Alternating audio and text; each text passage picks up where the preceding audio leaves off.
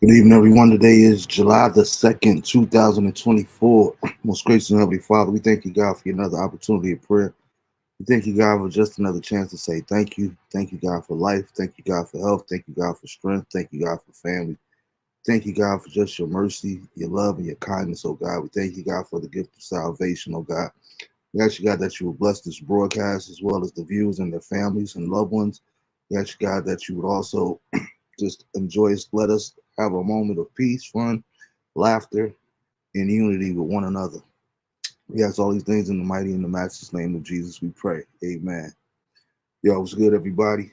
Um, y'all come on in as usual and let me know where y'all chiming in from or what site you guys are watching on. Happy born day to everyone that celebrated these last couple of weeks. There's been quite a few. Happy born day to everyone. Let's see.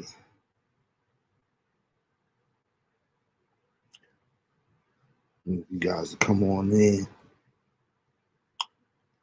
Um, Again, let me know what platform you guys are coming in on, what platform you guys are watching on, whether it be YouTube or whether it be here on Facebook. Not here because that actually is live on both of them, so feel free to do that. I will put a disclaimer out there. We haven't put out the for those that have been tuning in previously on the Marvin Bennett Jr. show on the Facebook page, the actual Facebook page for the Marvin Bennett Jr. show, not my personal page.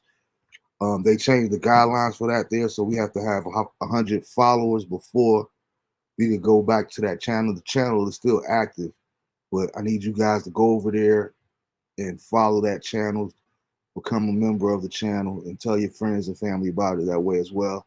That way we could also get back up there and stream, have another streaming revenue avenue that we can actually, present everything to you guys. Um, I want to say shout out and congratulations to my cousin Lisa Lynch, on getting her master's degree on this previous week. Shout out to all the other graduates that are doing their thing and just making major moves and preparing for their next chapter in life. There's been quite a few graduations, so I want to say congratulations to everyone that earned a degree, a high school diploma, whether it be eighth grade graduation, going from kindergarten to first grade. Congratulations and salute to all you guys as well. Um, I've seen several anniversaries that I forgot to write now. I want to say congratulations to you guys as well, on your accomplishment and the duration of your relationship. Continue to grow with one another. Um, can y'all believe it? Can y'all believe that we actually already halfway through the year? It's like crazy to me how 2024 is just like disappearing. It's absolutely crazy. Um, Again, what are you guys' thoughts on it? And we're gonna get ready to get into some of these conversations. I'm waiting for you guys because, like I said, without you guys, it's just me up here talking, which is no fun. Nobody really care about my opinion, but I need you guys in the comments as well, so that we can be interactive and make this thing a positive thing. If you guys haven't seen the pre-show announcement, some of the topics that we were talking about, we are going to talk about is the debate. Um, if you guys want to, I really don't care one way or the other. Of course, the Olympic trials. We got to get into the whole LeBron James and Bronny James situation. Congratulations to them too. Before we even get into that and that whole argument, that whole debate, that whole conversation. Shout out to LeBron James as well as his son Bronny James, on their milestone and making history. Um, and then we can wrap it up with the BET Awards. What you guys thought of the performances?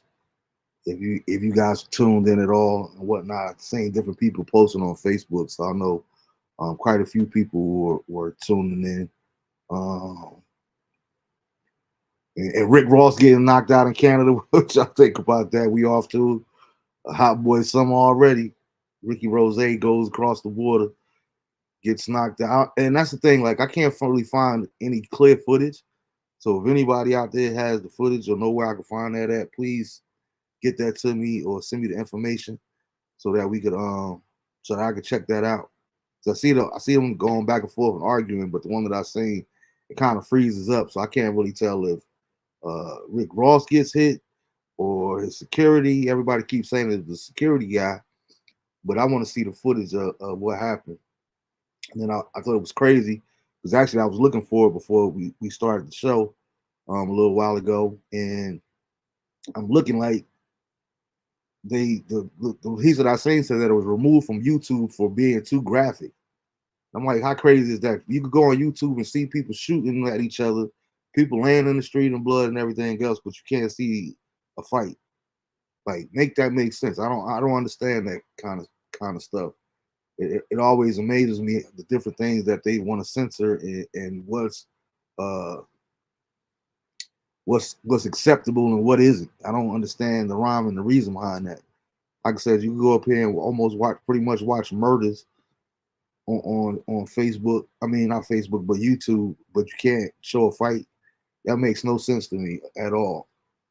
So, like I said, you guys get in the comments and let me know what you guys think. What's your guys' thoughts, or which one direction y'all want to start in, so that I know what we're gonna cover. But that's one thing that we want to cover. Oh, and before we get into any of the topics for the night, I want to thank everybody that participated last Tuesday, as well as everybody that reached out to me, whether it was call, text, message.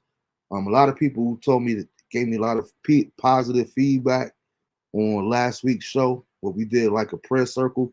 I felt led before because I was ready to do the show actually, and I wound up talking to the guests that was supposed to be with us last week, and they're gonna reschedule at their convenience.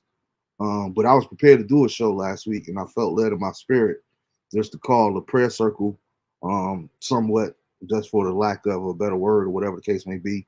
But from 8 to 8:30, while we would normally be live, I felt led in my spirit to have everybody come together and reach out to someone that they have a prayer partner, whether it was myself or whatever, different prayer requests. Because a lot of people, at the end of the day, a lot of people are going through right now, whether it be health issues, whether it be divorce, whether it be relationships, whether it be the loss of a loved one, someone being incarcerated. Like a lot of people are really going through at this particular time, loss of a job, whatever the case may be. So many people are going through. So I really felt that it was important for us to come together and pray for one another. You know what I mean? I think that's a powerful thing. Like people don't. I think we sometimes lose relevance for how powerful prayer can actually be. So I thought that was real powerful. But again, I want to thank everybody that reached out to me and let me know how they really enjoyed it. So that might be something that we incorporate into the Marvin Bennett Jr. show, where we do that maybe quarterly or so. But again, I thank you guys for all the positive feedback, and for everybody that thanks me. Like I told you, each and every one of you guys individually. Don't thank me, just thank God for laying it on my heart to do so. But I got some reports already that I won't share, but I got some good feedback and some good results. Like, prayer does change things. So thanks again to everybody that participated in that, and just for you guys feedback on it as well. It really brought me heart, because I wasn't really expecting to hear from anybody after the fact. You know what I mean? We got the different prayer requests that people sent in and what have you. But I wasn't expecting to hear about that. But throughout the week, people were reaching out to me and contacting me and letting me know that they really appreciated that. So, kudos to you guys that actually took part in it and took heed and was a part of the change. Because the scripture tells us where there are two or three gathered together in the midst. It don't mean that we got to be in the same room together, but when we touch and agree, things happen. So that's what I've been big on in the year 2024 personally. Like just sharing with people and myself as well, trying to live it out is let's stop robbing God of opportunities to prove himself to us in different ways, what have you. I think that's very, very important. It's not that God isn't God, and it's not that God isn't capable of doing anything he wants to, but sometimes we kind of hinder God from doing what it is that he wants to do and we rob him literally of the opportunity to prove himself as a God in our situation. So I think it's important that we stop selling ourselves short and get out of God's way. Like I tell people, he don't need a co-driver. Just sit in the passenger seat, go along for the ride, and let everything take place. Let him have his way. You know what I mean? We got to get past saying we want God to have his way in our lives and actually starting to live it and fulfill it. So with that being said, again, kudos to that. That's probably something that we'll incorporate maybe quarterly on the show. I'll see what you guys think about that and everything else. Hey, what's good, T? I gotta finish watching that video you sent me. So yeah, I mean we ain't gotta talk about it on the show, but I guess well, some people might know about that. It was, like I said, it was messy. But I think a lot of times with that situation in particular, we're talking about Jill Scott and Jaguar going back and forth or whatever the case may be. They a lot of people give Illuminati a lot of credit that I don't think that they should get. I do believe that there's another secret society, but Illuminati, when we talk Illuminati, I don't believe that Illuminati is just like your normal it does exist and it has been existing since the beginning of time, but it's not like a rite the patches. I don't believe that they got these hundreds of thousands of members like a country club, so to speak.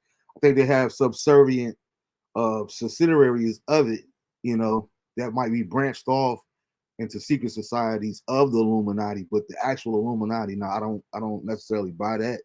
But the rest of the stuff, like I say, that's my girl. But yeah, she's been known in the industry for being kind of loose, so to speak. And then, like I said, you got to take everything that Jaguar say with a grain of salt, because it's like I guess that's a new word nowadays. People are actually trolling. Like that's a big thing. She's definitely one of those people there because it's like almost like Kwame Brown when the pandemic first started. He goes on this rant, which I was in support of, but then it goes like now you're putting up videos every single day. Hey, what's good, Miss T? Lady Tim out there on the West Coast representing. They not like us. They not like us. Yeah, and I was curious too. Hey, matter of fact, I'm gonna reach out to you, Tam, too, because a couple of people were asking me, when were you coming back on? So we got to schedule that for you to come back on and chop it up with us. But before we get into the rest of the subjects that I talked about in the pre-show announcement, what do you guys think about the whole Elon Musk partnering with Timbo and Swissbeat, them selling verses to Elon Musk? Like, I'm curious if you guys thought on that as well, because I have my feelings, and I like to think that I just think, but I know for a fact that I was one of the first people early on to put people on the verses and let them know that was going on when the pandemic first started, and it was like this great movement, and I was ready for it, and they're gonna start doing these different battles. I remember the actual first time that they went live together and announcing that's what they, just what they wanted to do, the idea and the concept. Um, let me see what you say, T. I'm getting up there, y'all. I need my glasses now. I don't think they should have sell him anything, and that's what where I was going. I was wondering what you guys take on that is, because one of the things that was so beautiful about it is like we got this new form because of the pandemic. We have this new form of entertainment, this new entity that's black owned by two of us, and it's like they had primary control of it, so to speak. Now, me personally, I've never had Twitter. I've never had a Twitter account. I don't know anything about Twitter other than what I read, and people always make a reference to it. But I do know that he purchased it. But I've been reading a lot where, for a while now, over the last year, where a lot of more racist context and content has been put up on Twitter. Hey, what's good, Shakira? I got to get with you too, girl, because I got to get you back on the show too, man. We always had a good conversation. But over the last years, there's been a lot of more racist content on Twitter, as well as hate speech and all these different kind of things there. Since he's bought it out, since he's taken over, so I think that's I think I thought that was kind of peculiar. I was wondering if it's a form of him trying to clean up his image, so to speak, and partnering like, look what I'm doing for black folk and all this different things there. But me personally, I don't know what I would like to think that, and that's one thing. Me and one of my best friends, shout out to Rodney. He's like my voice of reason. He like to talk me off of the bridge, so to speak, some of the time. But one of the things that I always say is, and I'm trying to get loosen my stance on it somewhat, but a lot of times, people ask me about the show and would you do this here and there? What do you want the show to go and all these different kind of things there? It's like at the end of the day, I really would like the show to take off and be this thing, but at the same time, I'm not selling my soul for anything. I'm not going to promote anything that I don't believe in. I don't want any sponsorships from anything that I don't support or have an issue with. If I don't know anything about it, cool. But if it's something that I know that I'm against, I don't want your money for views, for clicks, or for likes, just to grow the show. Like I don't want to sell myself short. I don't like to always say, like, me personally, I don't like to think that I have a price. What if they gave you $10 million? You want to do it? No, because I can't miss no money I never had before. That's how I live. That's my code that I live by. And I think like that's never going to change. I don't want to sell out for anything. He's also trying to buy TikTok, and the government is trying to force TikTok in to sell to him or any other buyers in the U.S. Yeah, that's really what that's all about too. The government. That's why they keep going back and forth every other month or so with this whole. They're about to shut TikTok down in the U.S. because they don't want it to be controlled. It's just like typical Americans. And let's be real when we talk about it. We know that rich white men run this country, and they want to control everything. Period. That's what that's really all about. They want to be the ones that control every single thing. I was having a conversation with somebody, and we were talking about that, and I was like, at the end of the day, this is like a white man's world. It's like it's funny to me how, um, it's funny to me how, you don't have any laws about getting a vasectomy or whatever the case may be, but you got laws in place to tell a woman what she could do and what she could do with a Bible. Now, I'm not talking from a religious aspect. I'm not talking about abortion, whether it's right or wrong. We're not even getting into that. But I just find it ironic that the people that are putting these laws into place are old, rich white men. These are the ones that's putting these laws into place to actually tell a woman what she can or can't do with her body, whether it's illegal or you know what I mean? Like I don't understand the logic behind. Well, I understand it. It just doesn't make it right. And I don't think that we really talk about that kind of stuff enough because it is what it is. That old wrinkled, crusty, dusty, rich white dude. Yeah, so I think that me personally, I think it was a bad move, and I seen Swiss trying to defend it on different platforms, and him saying, this is a positive thing, like we going up, we still have total 100% control and all that there. Of course, that's what you say. You know what I mean? That's what you said. That's what you took the check for to say. So he's the puppeteer. I always try to tell people the face is usually not the face that you see is usually not the boss or the head honcho, so to speak. I tell all people all the time, the United States is not a country, is a corporation, and the president is not the president. Yeah, people think that just because you're the president that you could do whatever you want to do as the president. No, you can't. It's just like a corporation has a CEO, so does this country. The president can't do anything without the House of Representatives, okay, and what have you, and all this other kind of stuff. So it's the same exact thing. It's the same exact structure. It's the same concept across the board. Um, I hope they read the fine print. Hope they read the fine print. Yeah, me too. And I think that's the thing. I think they did, and I think they knew it. But some people, again, some people like I think like this. I believe it. Um, some people have a price. Like, yo, man, I just couldn't refuse that. I couldn't refuse that kind of money. You know what I mean? Like, mama, I made it.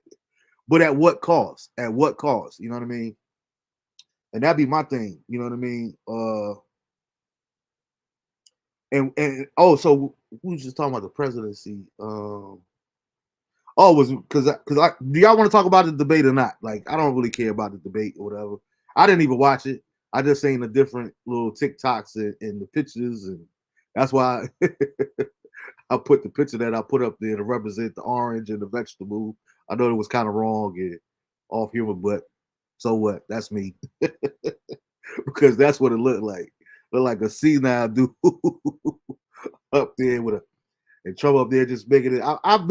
I miss the Donald Trump before presidency, like from the Celebrity Apprentice. Like that's when I was a Donald Trump fan. You know what I mean? Because he does whatever he wants to do. Then he just took it from being TV from the business world to television with the Apprentice. You're fired. Then actually strong armed a whole political party and took the show on the road to the White House. And we actually put this Joker in the White House. But I did see the one where Biden started stuttering about something.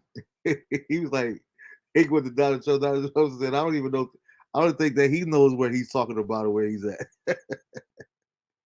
So I said, I meant to watch Saturday Night Live because I know they had a good time with it this past Saturday, but I got to go back and check that out.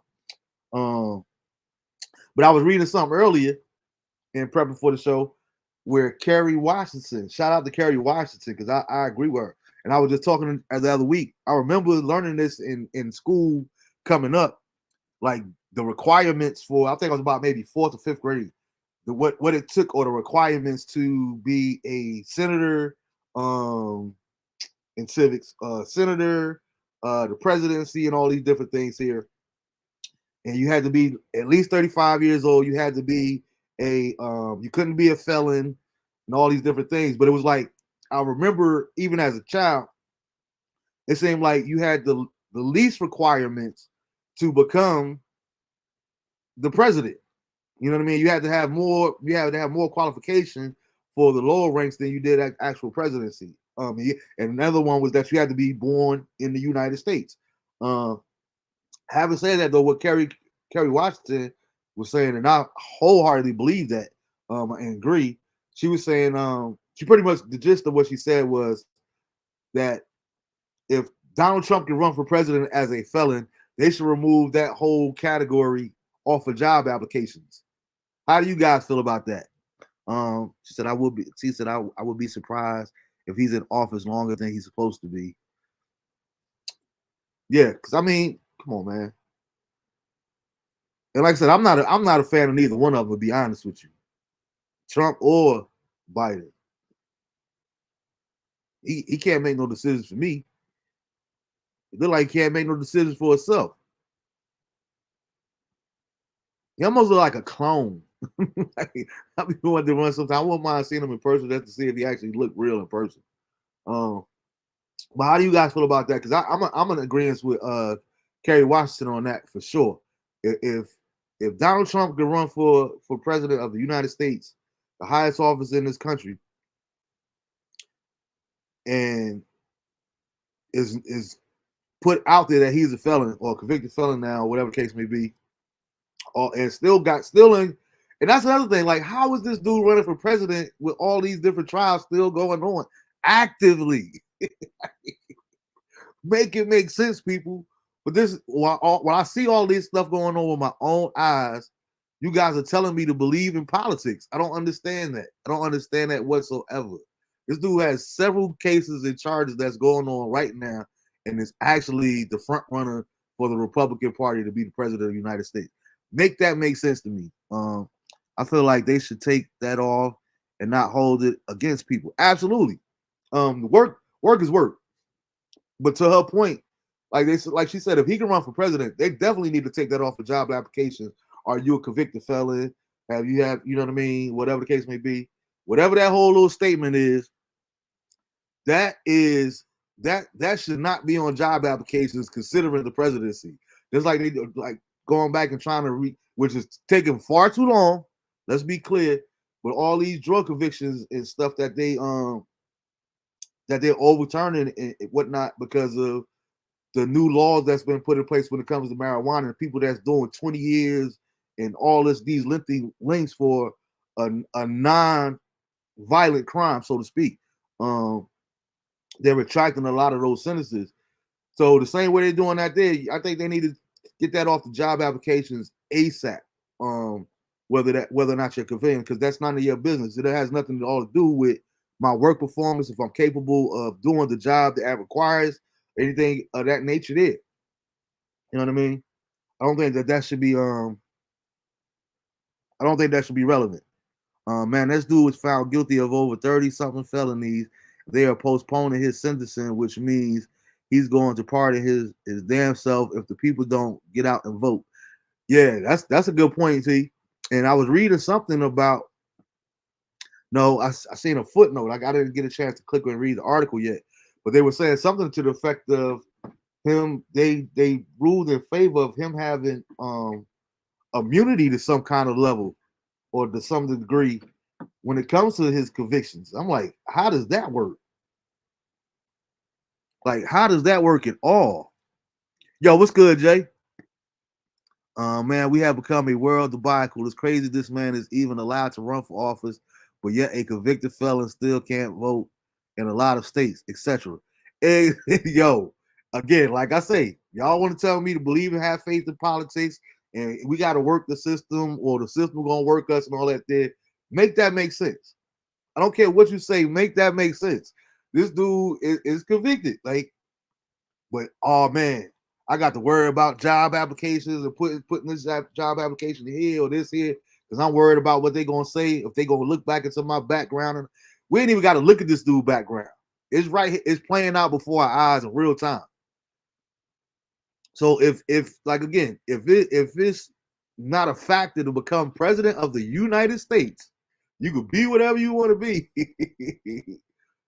If you put your mind to it, it definitely shouldn't be on no job.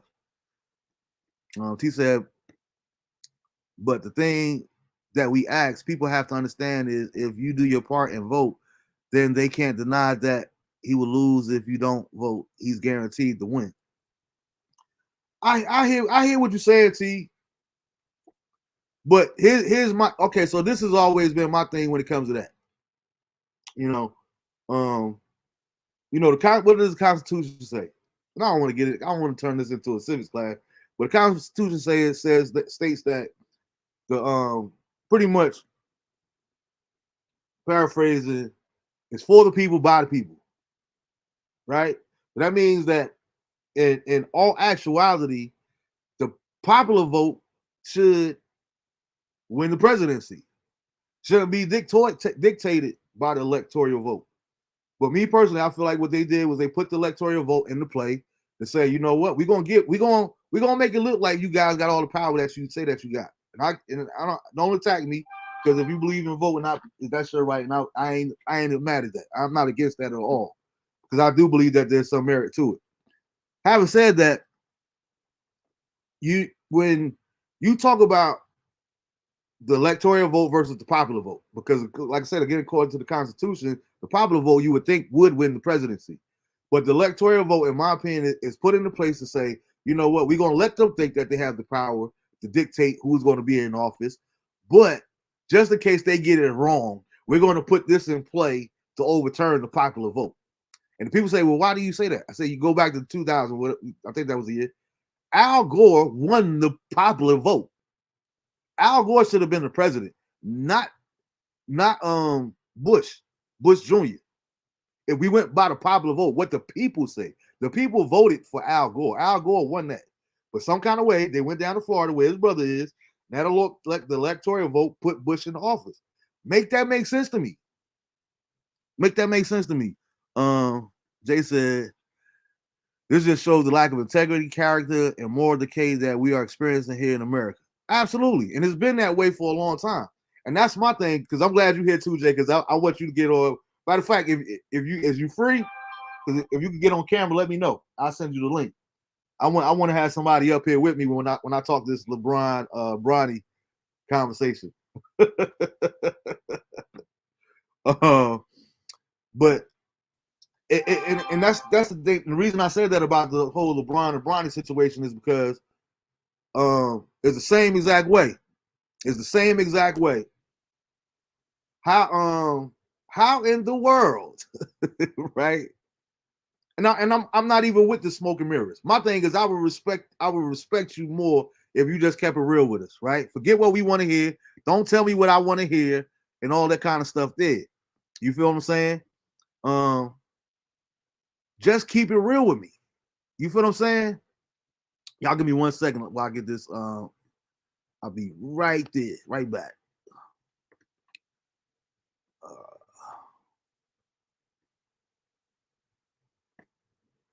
Okay.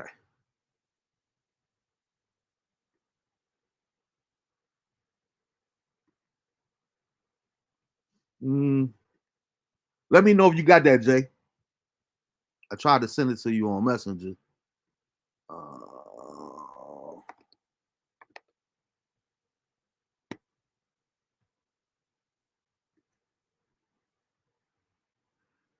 keep saying an error occurred.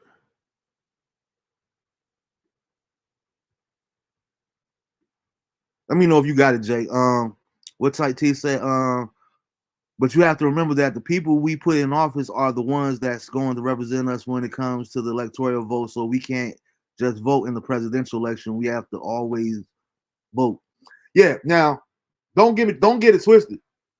If I did believe in voting, me personally, I definitely understand the power and importance of your local votes. It's definitely way more important that you know who's representing you in your city councils, the fire department. Uh, I'll send over my email to. All right, bet. All right, bet, cuz. Um, yeah, it's like those are what's made way much more important. Who's the chief of police? All those different things. Like those elections, the bi-yearly or whatever, however you call it, whatever. They're definitely more important than the presidential election. What's good, Miss Bo? I hope you're feeling good. You definitely been in my prayers. Um,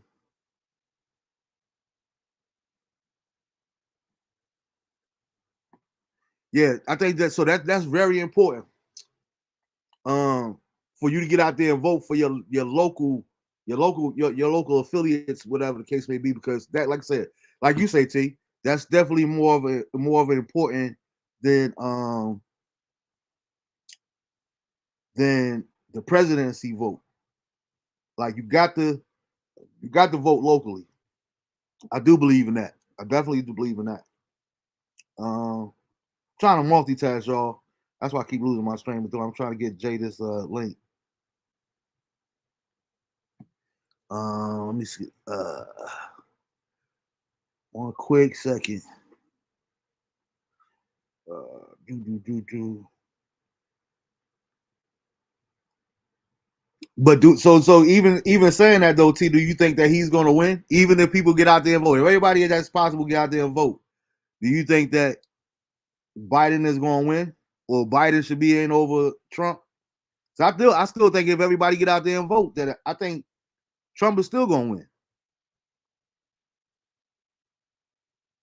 I don't think that I've been saying from day one, I'm not a Biden supporter, and I don't think he's the best decision, especially with his age and his competency, so to speak.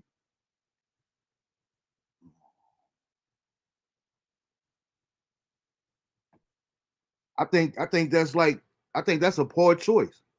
And why would you, if you even if and again even if you believe in that, like the voting process and all that there, knowing what we know, none of us are experts, none of us are rocket scientists. Why would you even have him as the representative to run against Trump? Come on, that makes no sense whatsoever to me. I just think that he's a horrible, horrible representative for the Democrats. I think that Biden is the better of the two. I would much rather have an old man dinner while an uncontrolled carrot.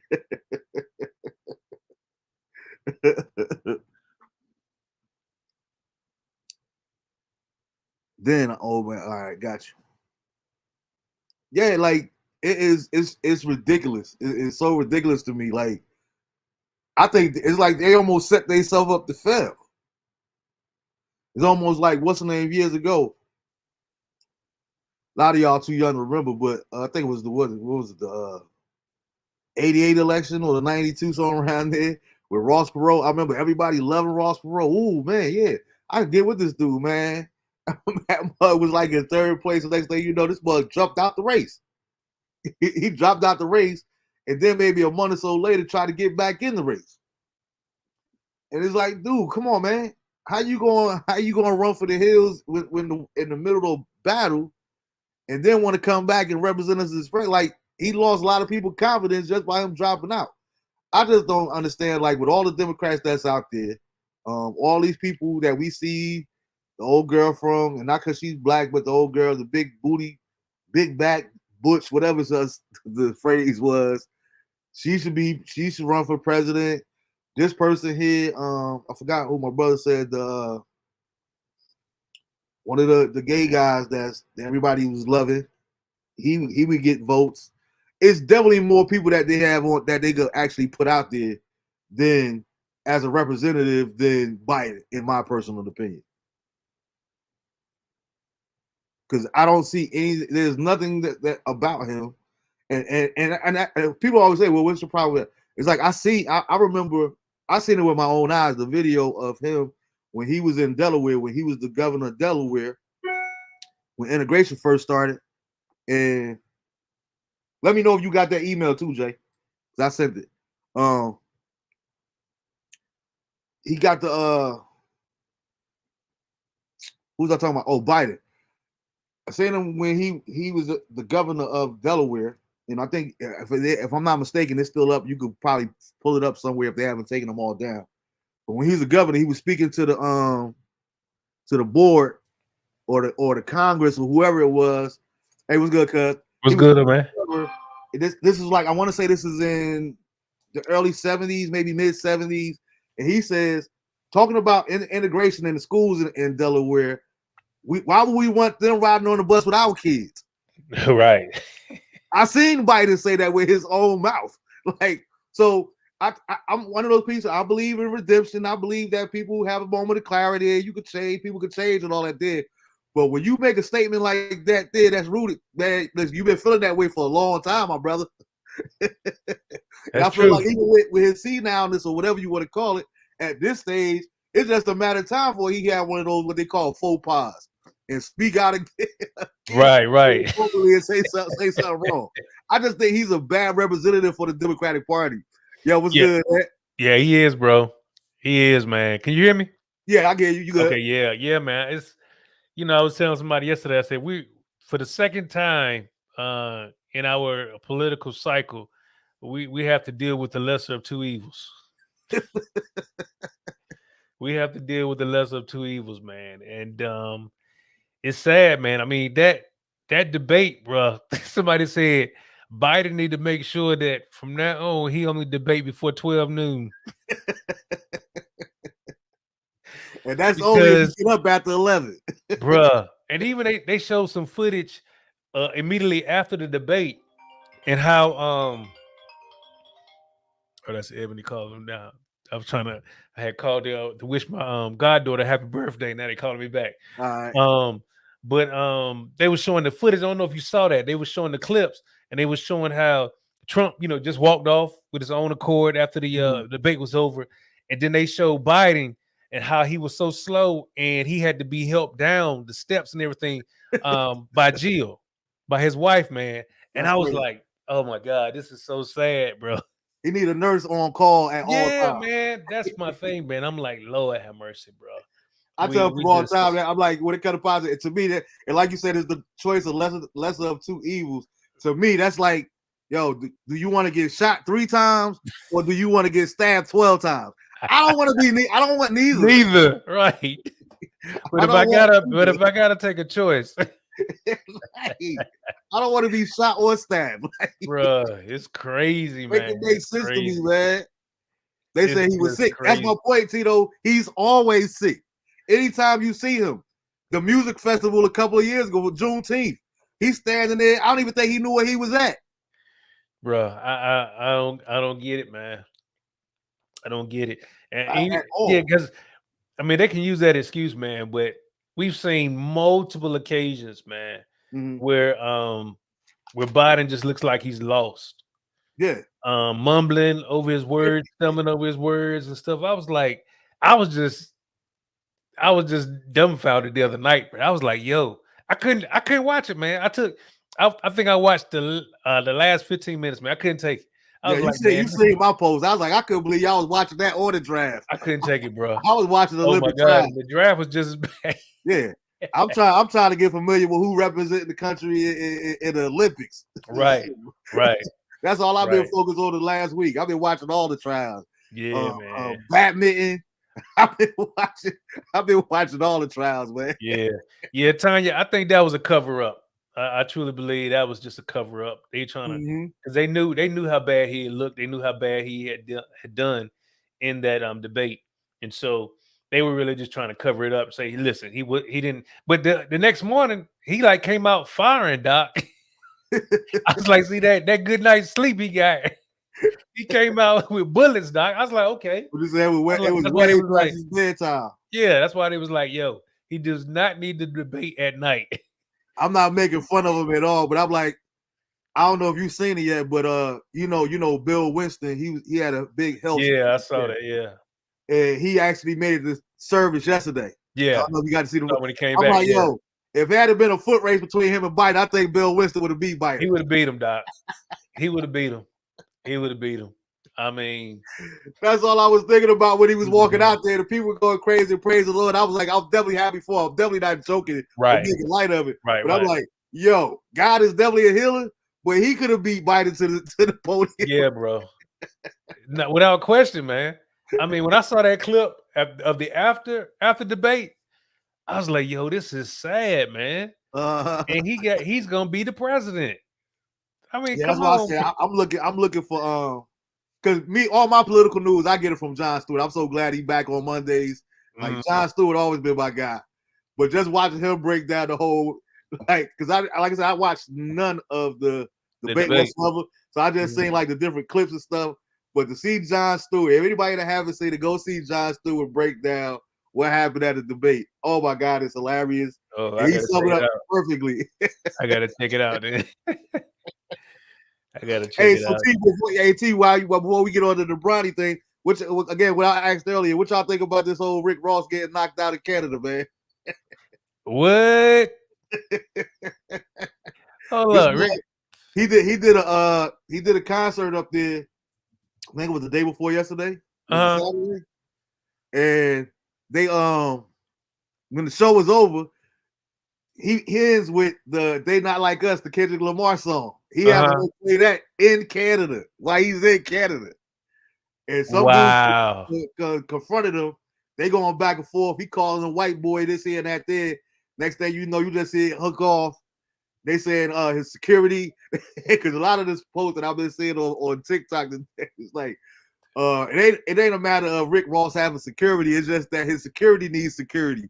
And they say the security guard got beat up. What? Bill Bellamy saying, yo, he need to. Any of y'all rappers out there that got security, y'all need to get them jokers helmets too. Because everybody can't take one on the chin.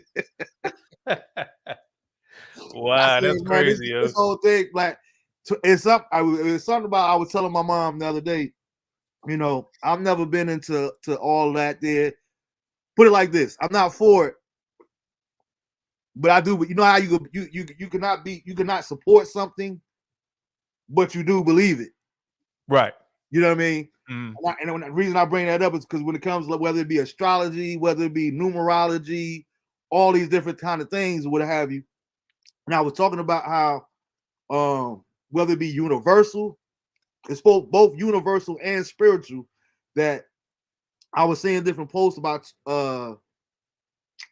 and at the end of 2023 that was talking about how it's going to be something in the universe and in the spiritual realm that's going to be so significantly different, a changing of the guard, so to speak, when it came to 2024.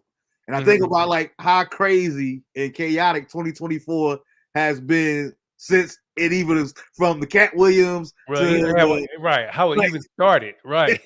like soon as 2024 came, and it was like in First- numerology they were saying something about the number 2024, even from the solar eclipse that happened, that everybody was talking about earlier in the year. right. How there's different things, alignment, and it just released like this, not necessarily, I don't want to say demonic, but this whole atmosphere where a lot of and it made me think about the and again, we're not gonna preach, but it made me think about the scripture, how it talks about in the last days, men are gonna become what? Lovers of themselves. Yep. You know what I mean? And it's like I see all this going on now, even especially within the church.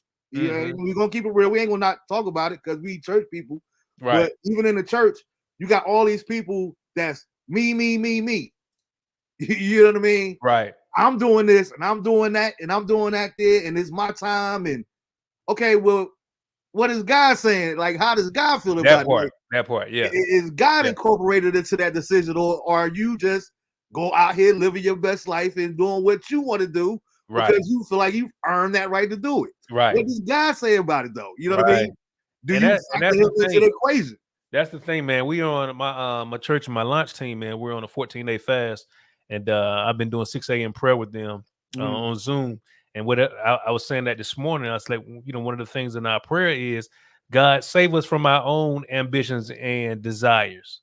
We want, our ambitions and desires want to be found in you and your will for our lives. Not our own wills, not our own imaginations and all of this. And many times as believers, that's how we get it twisted, man. It becomes all about us. Yep. Just like I started to make a post yesterday, and God was like, "Don't even post it. Don't even." I literally had it typed out, and he spoke to me, and I deleted it, man. No, what up, I was going to talk about. I was like, listen. I just want to know: do they hire personal photographers, or are they vain? They so vain that they carry their own tripods around? Oh, no, definitely. And do these photo shoots everywhere they go. I'm like, I look at it, I'm like, how in the world you just have, or are you just hitting up all these strangers like, yo, can you take shots of me real quick? Yeah. Every single day, I'm like, yo, it's crazy. But it just shows you sometimes, man, people, they're all about themselves. You know what I'm saying? I mean, when I look down your timeline and all I see is selfies of yourself. Come on. You know what I mean? I mean, we already know what you're about. You know what I'm saying? And it just speaks to, I just thought about that when you were talking about that. It just speaks to what you were speaking about, man. Yeah, like you said, the character of a person. Like I don't and I'm not judging you, but I was having a conversation with somebody literally last week, right? I was like, you know what? One of the biggest signs of a narcissist is that they don't believe that they are a narcissist. Absolutely. But everything is about them. Right. Everything. Everything. They think that they call it everybody else a narcissist except for them. Right. Absolutely. I find that humorous, bro. I find it humorous, like you say. And I was having a conversation with a young boy last week, and his 20 shot of my man Prince. He want to be on the show. I'm gonna bring him on the show one of these days. Okay. But we was having a conversation a while back, and I was telling them, like, because they always like, because we are at the age now where we sound like the old haters. Like, let's be clear. I accept that, but we realize now that it's not hate. You know what I mean? It's just like, back in my day, well, dude, we don't want to hear about back in your day. Right. It's our day. Like, back in the day, when commission came out, we was big on the commission and the whiners and the whiners going to hell. They done made a secular video. Let my people go. The message is still guys with, they got on leather suits and Lord save them. Right. We go Albertina walk and all that there. Like, we wanted to have our moments. So that's one reason that even when it comes to hip hop, I don't hate on these new young guys. I just choose not to listen to them. Same thing with the NBA now. A lot of times I don't know about free agency, this one going here, because I don't follow these jokers like that no more. But I believe that one of the biggest things, though, that was lost is we grew up in an era where we lived in the moment. Right. You know what I'm saying? Like, you had to be there. Like, right. There was no social media, like you said. There was no cameras. Right. There was no cell phones. So we went to in person. we actually enjoyed the concert. There you go. Oh man, yo, you should have seen Melvin kill it last The night. live experience. Oh man, like you know what I mean, in real time. Right. You know what I mean? And it's like, even when I go back now, and it's like, even now on YouTube and stuff, I thank God that we can do it, but I still think that it's oversaturated at the same time to where, like, even when Corey did the tribute to Melvin, wonderful is that, Yeah. You know what I mean? Like the I get so tired of watching these good videos that I like, but you can't really enjoy. Oh, that, ooh, ooh. All the groupies and the sound effects, like, yo, right, shut up so we can hear the video, man. right. But it's like, I found myself the same way because everybody know, like, for the last 5-6 years, I'm at every comedy show, I'm at every concert possible, and I was like, you know what? I'm going through my videos on my phone, and I'm like, yo, I got some good videos. I got Shaka Khan, I got Anita Baker, I got Jill, I got all these different artists, Snarky Puppy, I got all this kind of stuff in. I'm like, you know what? I went to see Brian Culberson. Shout out to Darnell and Brian Culberson and them. I went to see them again for the second time this year, a couple of weeks back. Buddy. And I'm like, you know what? Nigga, I'm telling myself, nigga, if you don't put your phone down and enjoy this show. Enjoy it. I ain't recording nothing that night. Right, man, because you'll miss the moment, man. Exactly. You'll miss the moment. And this, let's be honest, we both church boys, and we see that happen in the church all the time. Dude, that's what I'm saying. They're so concerned with recording the moment. It's like, no, you need to be participating in the moment. I went to church for the first time in a while, a couple months ago, and I made it my point. I said, you know what I'm doing? I'm actually carrying my Bible because I want to see how many Bibles I'm going to see in church. Physical Bibles, absolutely. You might see 2 or 3 these days. You don't see it. What I need a Bible for, I got it on my phone. I got it on my laptop. Right. It's like we've taken the reverence almost out of every aspect of life, whether it's spiritual, whether it's secular. It's like like you said, we so caught up in the right now. You send somebody a video. People send me a video. Oh man, 2 minutes. I can't watch this. Right. We so on to the next thing. Like, I don't understand that concept, bro. Like, we've got so far away, and I believe that, me personally, I honestly believe that the enemy is winning. Is the trick of the enemy. Right. When it comes to this social media and all these different things that we get so caught up in, because I'm not really on my phone that much, but I know what us Android users, I always go back and forth with rides with the iPhone. I don't know if iPhone do it. Right. But every Sunday I get the whole report. You spent this many hours per day on your phone. You spent this many hours on Facebook, this many hours on YouTube, this many hours on the Bible app, this many, you know what I mean? Your whole breakdown. Now, people be quick to say, all right, I don't be on my phone like that. I don't be on my phone like that. Yes, they do. Okay. Won't you start posting pictures of that? Right. They're not gonna do that. They're not gonna do that. Wait, I mean, and that it's funny because I was talking to my daughter about this, and it's like, you know, they always talk about this and, you know, wanting money and all this type stuff. And I'm like, do you realize how much time you waste on your phone? Yeah. On YouTube. You on YouTube looking at all these other videos of these celebrities and all this. You should be on YouTube learning. You know what I'm saying? You be on YouTube learning. You could learn skill sets that's going to put money in your pocket. I wouldn't even go on YouTube when it first started, bro. Just for that reason. Because I remember the first time I got on YouTube, bro, I went on there to look for one thing, and 3 hours later, I was still on it. You were still on there. I was like, you know what, man, this is a trick of the enemy, yo. I can't. Right. I'm telling you, man, it will happen to even now. Sometimes I be on Facebook or Instagram, and I hit a reel, and then it is just that algorithm knows what to show you, Doc, to get you locked in. And I'll be like, man, it'd be 30 minutes going by, and I'll be like, man, let me get off this joint. You know what I'm saying? Yeah, because if you're not careful, bro, you next thing you know, it's 2 or 3 o'clock in the morning. Right. Like, well, I got to get up. Because it's so much up there. And like I said, even I hate to sound like the old person again, but that was the good thing about the 80s and the 70s and the 90s, you know, the 80s, especially the 70s, 80s. I be telling people, and they my young friends like 35 and younger, they can't relate. But I'm like, I remember when TV used to go off. You know what I mean? Right. I remember you only had CBS, ABC, Fox wasn't even around yet. You know what I mean? And you get, they don't know that, Doc. It's crazy, Doc. Like How TV times went off. change. Like The you TV had 3 went off, channels. you got that snow. you first of all, you got the what was it, the Star Spangled Banner? Star Spangled Banner, the national anthem. Get ready, go ahead and cut the light off because it's time for the bid. And then you got that snow, Doc. Like, man, what you talking about? Some 24-hour TV, man. Stop. Now you got gardening channels. Do Right. it yourself. Like stuff that you think that other people wouldn't care about. It's Right. so oversaturated. Absolutely. It's something for everybody, bro. Right. So yeah, bro.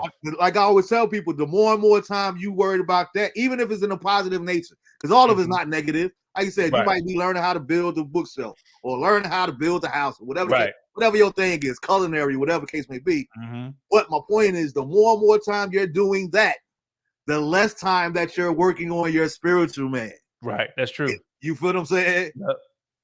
And you can't, we're not omnipresent like God. We can't be in 2 places at one time. There you know go. what I mean? So the more and more we're bettering ourselves here or getting ourselves business minded and all that kind of stuff there. You know, I always found it peculiar. And people like, I am not judging nobody because I'm guilty of it myself. I always try to tell people when I'm preach, I ain't preaching to you. I'm preaching to us. You know what I mean? It applies to me too. But it's like when the pandemic first happened, you know, oh, you know what? Now I could get caught up on power. And I could get caught up on this show and that show there. All right, well, why can't you get caught up on Tuesday night Bible study? Why can't you get caught up on It ain't that you ain't got time to grow spiritually or feed the spirit, man. See, that's the thing, man. It's about balance, man. Yeah. You know, and people are just so out of balance, bro. They you know, we were having this debate that's been going around now about even you know, hats in the church and all this type stuff. And I told him, I said, man, we've got to understand culture, you know. And I said, in this Western civilization, I had one of my partners, he just came back from Europe, man. And he was like, man, he said, man, the religion as we know it or Christianity as we know it in America is nothing compared to overseas. I was like, nah, bro. I said, they have such a deeper appreciation. I said, because they don't deal with prosperity like we deal with it. Yeah. You know what I'm saying? I said, so we've been so accustomed to getting everything that we want that we've become spoiled. We spoiled here in America. Yeah, absolutely. You know what I'm saying? In other countries and stuff, they don't have this. And so the purity of their hearts is on a totally different level because they're not in it to get cars and houses and all this stuff, man. I was so done last night, man. I was watching a broadcast. I'm not gonna even name who it was because then people are gonna know who I'm talking about.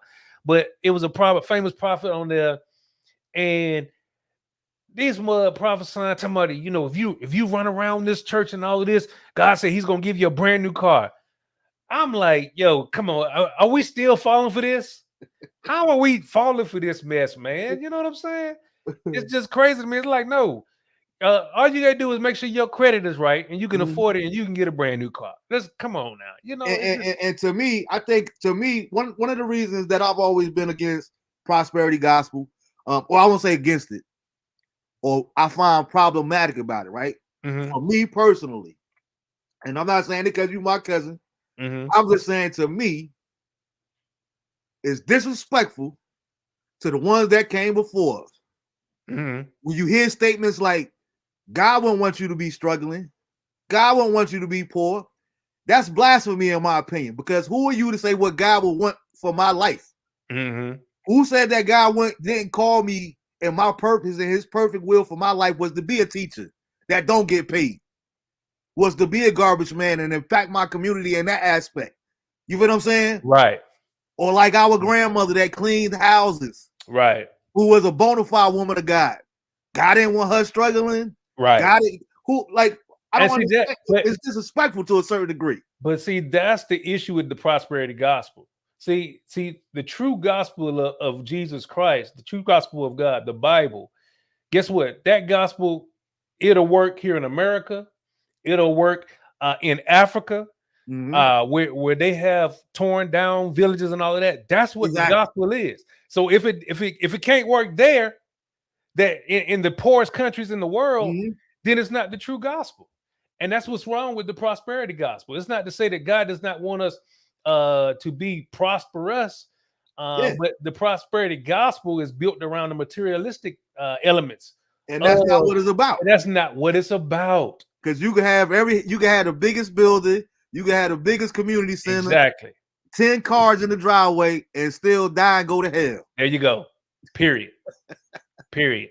You know what I mean? And so that's the only thing. Isn't, like you said, it's not that we don't want to be prosperous, we don't want to be wealthy and all of that. But our wealth, like I was sharing with our launch team, I said, you know, our responsibility as believers, we were placed here on the earth to accomplish God's will. Period.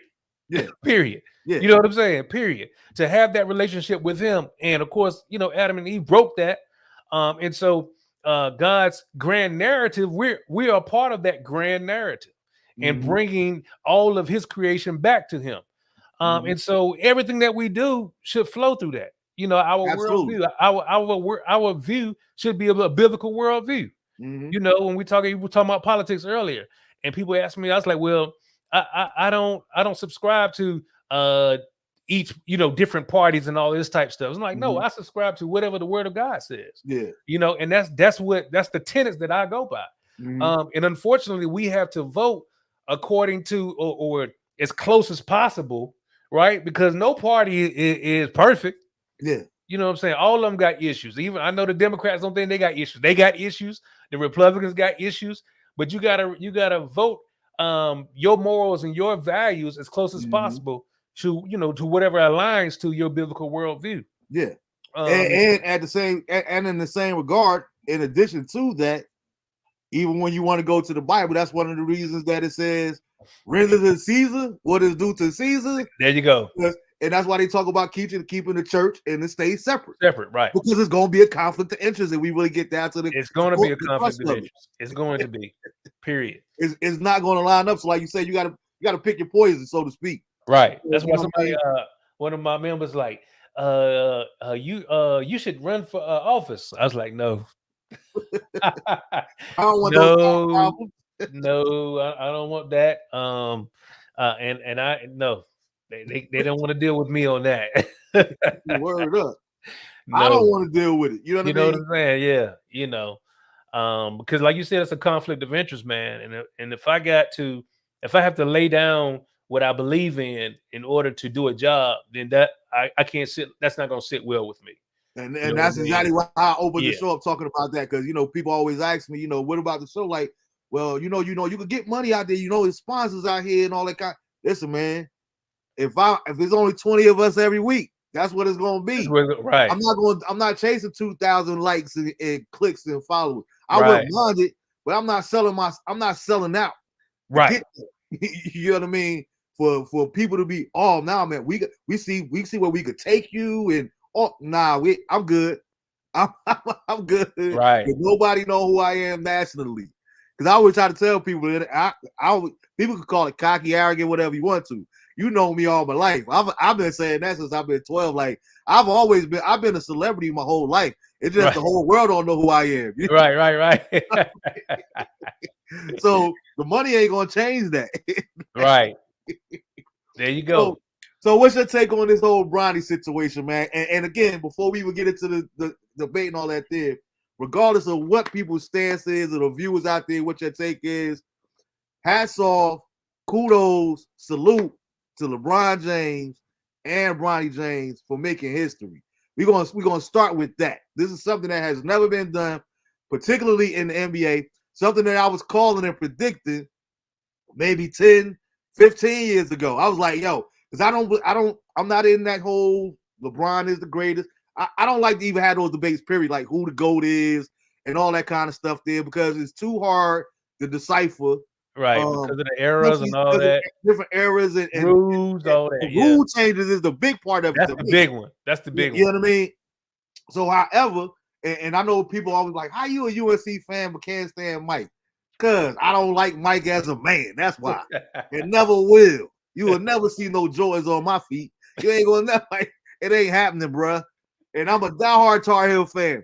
But I don't understand when you talk about when people that do have that GOAT conversation, I don't understand how you could even have how you can't start in that conversation with somebody like Bill Russell. If there was a GOAT, it would be Bill Russell to me. Yeah, yeah. Because he won on every level. He won 11 championships, 2 as a player coach. That right there put him in a class that nobody else is going to ever get the match because we know that LeBron is running the Lakers, but he's still not technically the head coach. Right. Matter of fact, they don't even allow you to do that anymore. You see what I'm saying? It's against the rules. So, Bill Russell is already at a status, in my opinion, that is not even surmountable. But I always said it, and I'm not a hater of LeBron, but I've never been a LeBron fan. But I always said, like, yo, like I said, 10, 15 years ago, I was calling this, bro. I said, if LeBron James gets to play a game in the NBA with his son, still won't make him a GOAT. But good God Almighty, yo, that right there, that's something special, bro. The King Griffey, and Barry Bonds, and his pops. Like, we seen it in baseball. Yeah, we seen it baseball. We seen it in baseball. I think basketball. Yeah, I think it's only been done in baseball and hockey, if I'm not mistaken. Yeah. But basketball, man, football, definitely we ain't gonna see it in football. And never see it in football. never. And so I don't care if you just a place kicker. Yeah, you know what I'm saying? So, right. It don't even matter, Doc. Your career's not gonna be that long. Yeah. Not gonna be that long. We're starting there though. Like I said, I think is believing is a big thing.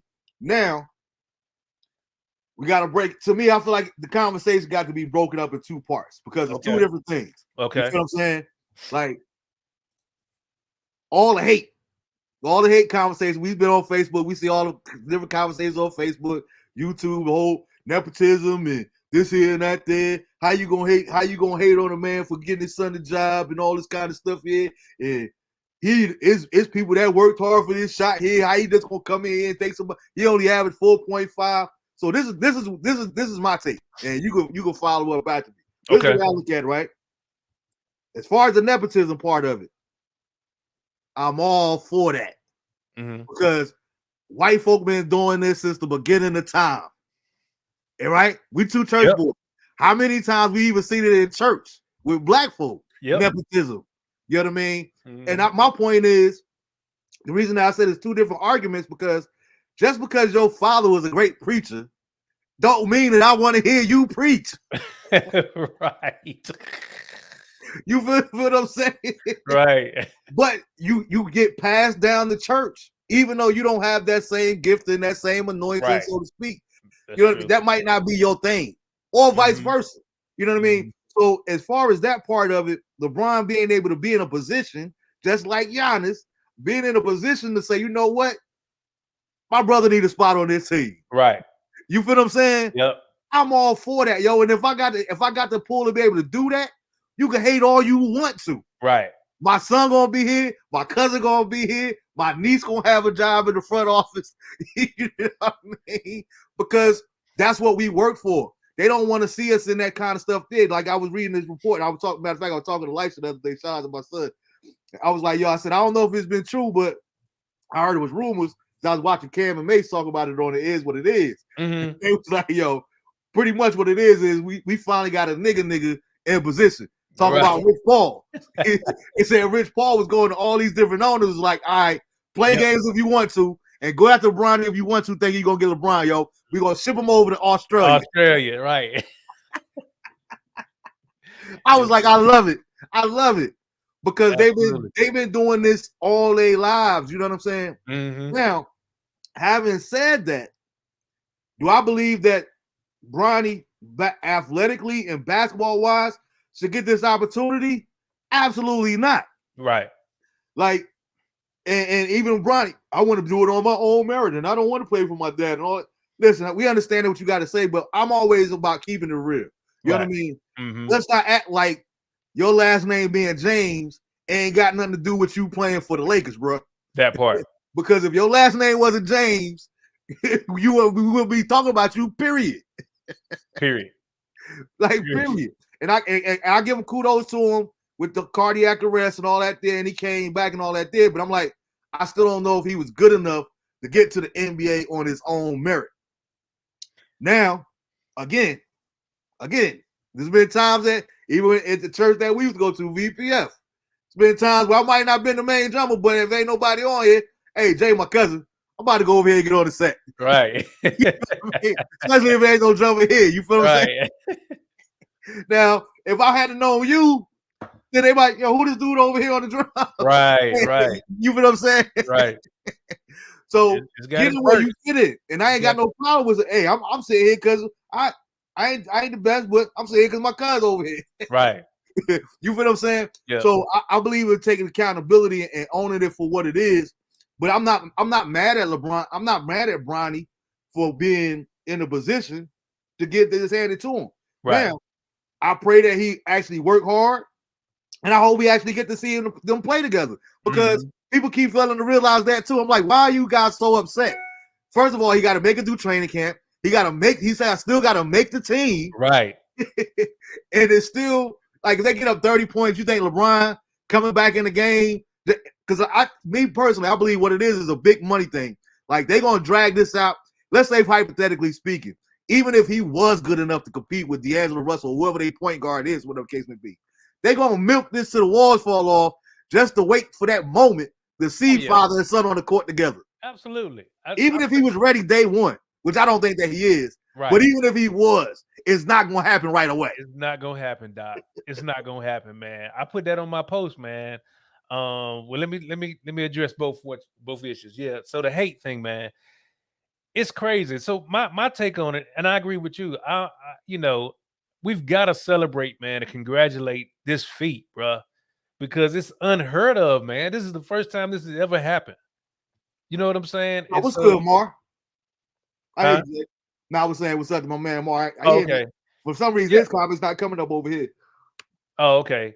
Yeah, and so that was my whole thing on it. And I told him, I said, man, I don't have any issue with that, because let's be real. Any father that has the ability to shortcut the process for their children, that's been working hard, it ain't like Bronny ain't been working towards this, right? Yeah.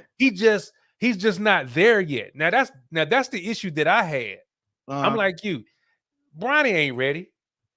He ain't ready, man. And I get it. People like, there's other people that were worthy to get that spot and all that stuff. Yeah, but they ain't LeBron James' son. Exactly. They're not the son of arguably the second greatest man they ever played a game of basketball. Yeah, yeah. You know what I'm saying? So, was anybody mad at Jenny Buss? Was it not more qualified people than Jenny Buss? Right. The Lakers? Right. Was anybody mad? We don't talk about that. At Luke Walton? Was anybody, you know what I'm saying? Was anybody mad at Tim Hardaway, his son, and all of this? You know what I'm saying? So it's like, we've seen so many examples of this, from Giannis and his brother, to the Curry brothers, and to Austin Rivers and Doc. We've seen nepotism all across, every single day. I told him, I said, every single hour, nepotism is happening. We see it all the time. You know what I'm saying? So to me, that wasn't really the issue, right? We knew that was going to happen. I mean, that's happened all of Bronny's life. Yeah. If you are a son of the, like you said, of one of the two top GOATs in the conversation, they're gonna be some perks that come with that. Just like Brent, you a preacher's kid. I'm a preacher's kid. I'm a pastor's kid. I'm a pastor now. But there's some perks that came with that. You know what I'm saying? Absolutely. We didn't have to worry about waiting on food. We can go to the repast. You better and our plate was already fixed for us. You know what I'm saying? I get people to this day, Jay, that get mad at me because I don't take advantage of all of that. Like, all that you ain't. Why you ain't preaching somewhere? Right. Why you it's like, that's my right. Right. Exactly. And when we don't be mad because you're not in that position. You know what I mean? There you go. You know what I'm saying? So it's like, we understand that, man, and you can't get mad at it. I think a lot of times people are mad because they're not in the position to do the same thing for their kids. Absolutely. That's a whole different conversation. That's where the animosity really come from, though. That's where it comes from, bro. It's like Kevin always says, pocket watching. Yep. And if I had this here, and if I had that there, but you don't. Right. But you don't. You don't. So why are we talking about it? And so it bothers you that he's able to do that, and you can't do that for your child. Now, on the flip side, he's not ready, man. And that's the only issue I had with this was that this wasn't about Bronny. This was Yeah. all about LeBron Yeah. and his aspirations. He wanted to be the first one to ever say that he played with his son. But to my thing is, to what detriment of his son though? You know what I'm saying? And we gonna get there. I don't mean to cut you. I wanted to read this real quick. Mark said Okay. a real father is supposed to do whatever he can to help his children achieve their dreams. He's not good enough, but I'm cool with how he got it. Absolutely. Same thing that we've been saying. Yep. You know what I mean? That's it. That's it, man. And here's the thing. This is the thing. Us as fathers, we can only get them to the place where we give them the opportunity. There you go. Now they got to take advantage of it. I can buy you a car, but you got to still get your driving license. Yeah, there you go. You got to still take care of that insurance. You know what I'm saying? Absolutely. And so Bronny's in the same place now, man. It's like, you know, I want to see the kids succeed, man. Yeah, I wish them the best. I wish them the best. I want to see them succeed, man, because I know even just from the pressure of being a preacher's kid or a pastor's kid, just that I can imagine. Mm-hmm. You know, I can only imagine how it is with the whole world watching. The top basketball player in the world. You know what I'm saying? And they've been watching you since you was like a kid playing. You know what I'm saying? So it's like he's experienced all of this pressure, man, and he handles it, man. He's a humble kid. He's a good kid. Never gets in any trouble, you know, and all this stuff, man. And LeBron's smart, Doc. He's like, yo, don't mess with these girls. You know what I'm saying? No, it's gonna be there. There you go. I remember telling my boys that, listen, bro, the one thing you don't want to do is get no punani. Right. Like I used to tell Steve would tell you. I would tell them the same thing coming up. Listen, bro, because it's gonna jack your life up. It's gonna jack you up, brother. And it's gonna be there in busloads when you get down the line. But for now, you best believe. Stay focused. Stay focused. Stay focused. Stay focused on the task at hand. Money. Yeah, stay focused. Get your money, because trust me, them women gonna be there regardless. Especially now that he's in the NBA. Oh man, please. LeBron's smart. He's protecting them, man. And so that's the only what Mark just said too. Mark said he's going to be watched regardless because of his name. Yeah, regardless, man. It's going to happen, man. And here's the thing about it is, he just got to take advantage of it, man. And so I hope that he gets better. And my thing is, man, people get on my nerves, bro. I'm speaking just as Jermaine, not as Pastor J, just as Jermaine. People get on my nerves, man, because why is it that we hating when we are analyzing his basketball skills? Yeah. We're not hating. We're not hating. We are being realistic and objectionable, right? We're being objectionable as it relates to his skill set, man. That's like if you gave some of these same people that's having these same conversations, right? Let's say, hypothetically, I got a big pharma company, or I got a pharmaceutical company, or I got my own trucking service, or whatever the case may be. And I say, look, I know you ain't got your CDLs yet, but just because you my man, I'm gonna give you $100,000 a year to go out there and get your CDLs. Right? Or you not gonna take it, man? Yeah, you know what I'm saying? You better believe it. Right now, you working for $40,000-$50,000 a year. I'm gonna give you $100,000 a year just to start. That ain't even count no bonuses or no nothing. Right?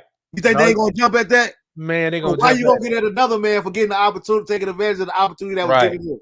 Right. That's the way I look at it. Right. It don't. The math ain't mathing.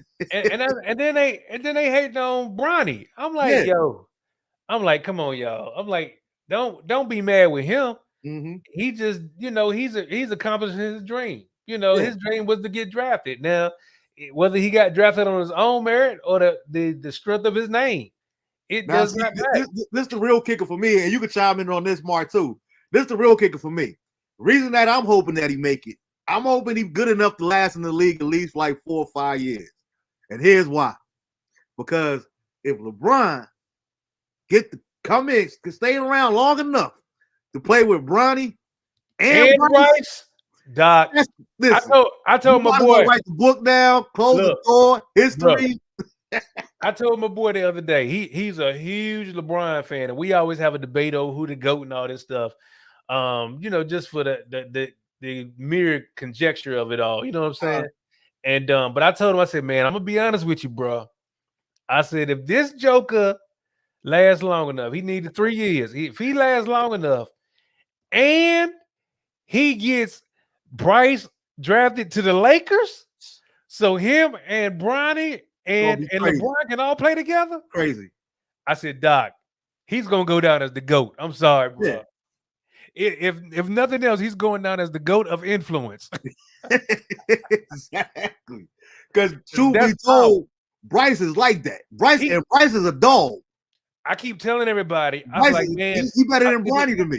I said they are making this about Bronny. I said, but Bryce is the one. Yeah, he's the one, man, and he's not getting the press like Bronny. Mm-hmm. You know, but I'm telling y'all, Bryce is the one. He's the one.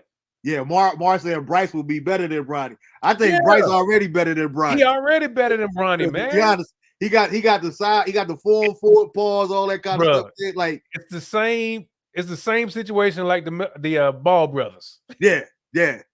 Same situation, man. You know what I'm saying? Lonzo was good, but Melo, you could clearly see it. Bro. Everybody said it. Everybody clearly see it. That boy was gonna be a problem in the NBA. Yeah. You know what I'm saying? Now, if he could just stay healthy, he'll be all right. The last thing on the nepotism, and I know you're gonna love it too. Cam said it best, man. Oh, you saw that clip? It was funny. That boy said, he said, "You mean it? Let me hold up. You mean to tell me you don't think Magic Johnson wanted to play with his son?" Right. You think Mike ain't want to play with Marcus? Yo, speaking of that, bro, did you see that meme? Did you see that? Yeah, with Dwayne Wade. Dwayne Wade. Yeah. I want to say him and LeBron talking. He told LeBron in his head, "You think they mad now? Wait till I get my son in the WNBA." God, I was no more good. When I saw that, I was like, "Oh my God." No, the internet is undefeated, man. Undefeated, bro. And that's another reason why, like I said earlier, I'm a celebrity already. I don't want to be like super famous. No, sir. I promise you, I'm still from the 90s, yo. The internet undefeated. But when I see you in them streets, bro, it'll be a problem. It's gonna be. Look, I gotta have that Mike Tyson money, so I can just start paying for lawsuits now. It's gonna be some furniture moving when I see you, yo. And was he ain't been delivered that much. Nah, bro. Like Toby said, hey, try Jesus, don't try me, bro. I promise you. Because I'm telling you what's coming. Bruh, when I saw that meme, Doc, I was done. But when he said that, man, I started crying, and Mace tried to shut it down because thought he was trying to be funny because, you know, EJ gay, but he said, come on, man. He's like, Magic ain't want to play with his son. I was crying, bro. I'm like, I can see Magic laughing at that. Like, what I did. But that joint was funny, yo. That joint was funny. Oh, man. Yo, that joint had me crying, man. Here go Lights. I knew he was going to chime in eventually. Like I said, Bronny shouldn't be in the league. Nah. He definitely one of the ones. Yeah. I mean, hey, Life, you got time to come on real quick, or you about to bounce out to work? Yeah, bro. If we talking just purely skill, absolutely not. Absolutely. And that's he would have never got drafted, bro. Would have never got drafted. Yeah, because we were saying the same thing about me, him, and Steve always getting on Tananis. And I'm like, come on, man, y'all gotta stop hating on dude. I'm like, right. And you know what? Why you can't find no footage of this Joker? Right. Like you can't find no workout tapes. You can't find no. Are you serious? I never even went and looked, bro. No, I'm telling you, you can't find nothing on this Joker, man. His one highlight is him getting dunked on. Oh my God, bro. That's crazy. Yo, I was crying. That's crazy, man. But one thing about it is, Doc, as long as Giannis on that team, yeah, he gonna be on that squad, bro. That's it. He gonna be on that squad, man. He ain't going nowhere either. But yeah, so that was my only thing, man. Is that it was more about LeBron than it was about Bronny and his development and stuff, man. And I get it, because he gonna be in the G League. You know what I'm saying? And I hope that they do that because I don't think he's going to develop just sitting on the bench. He need to play, man.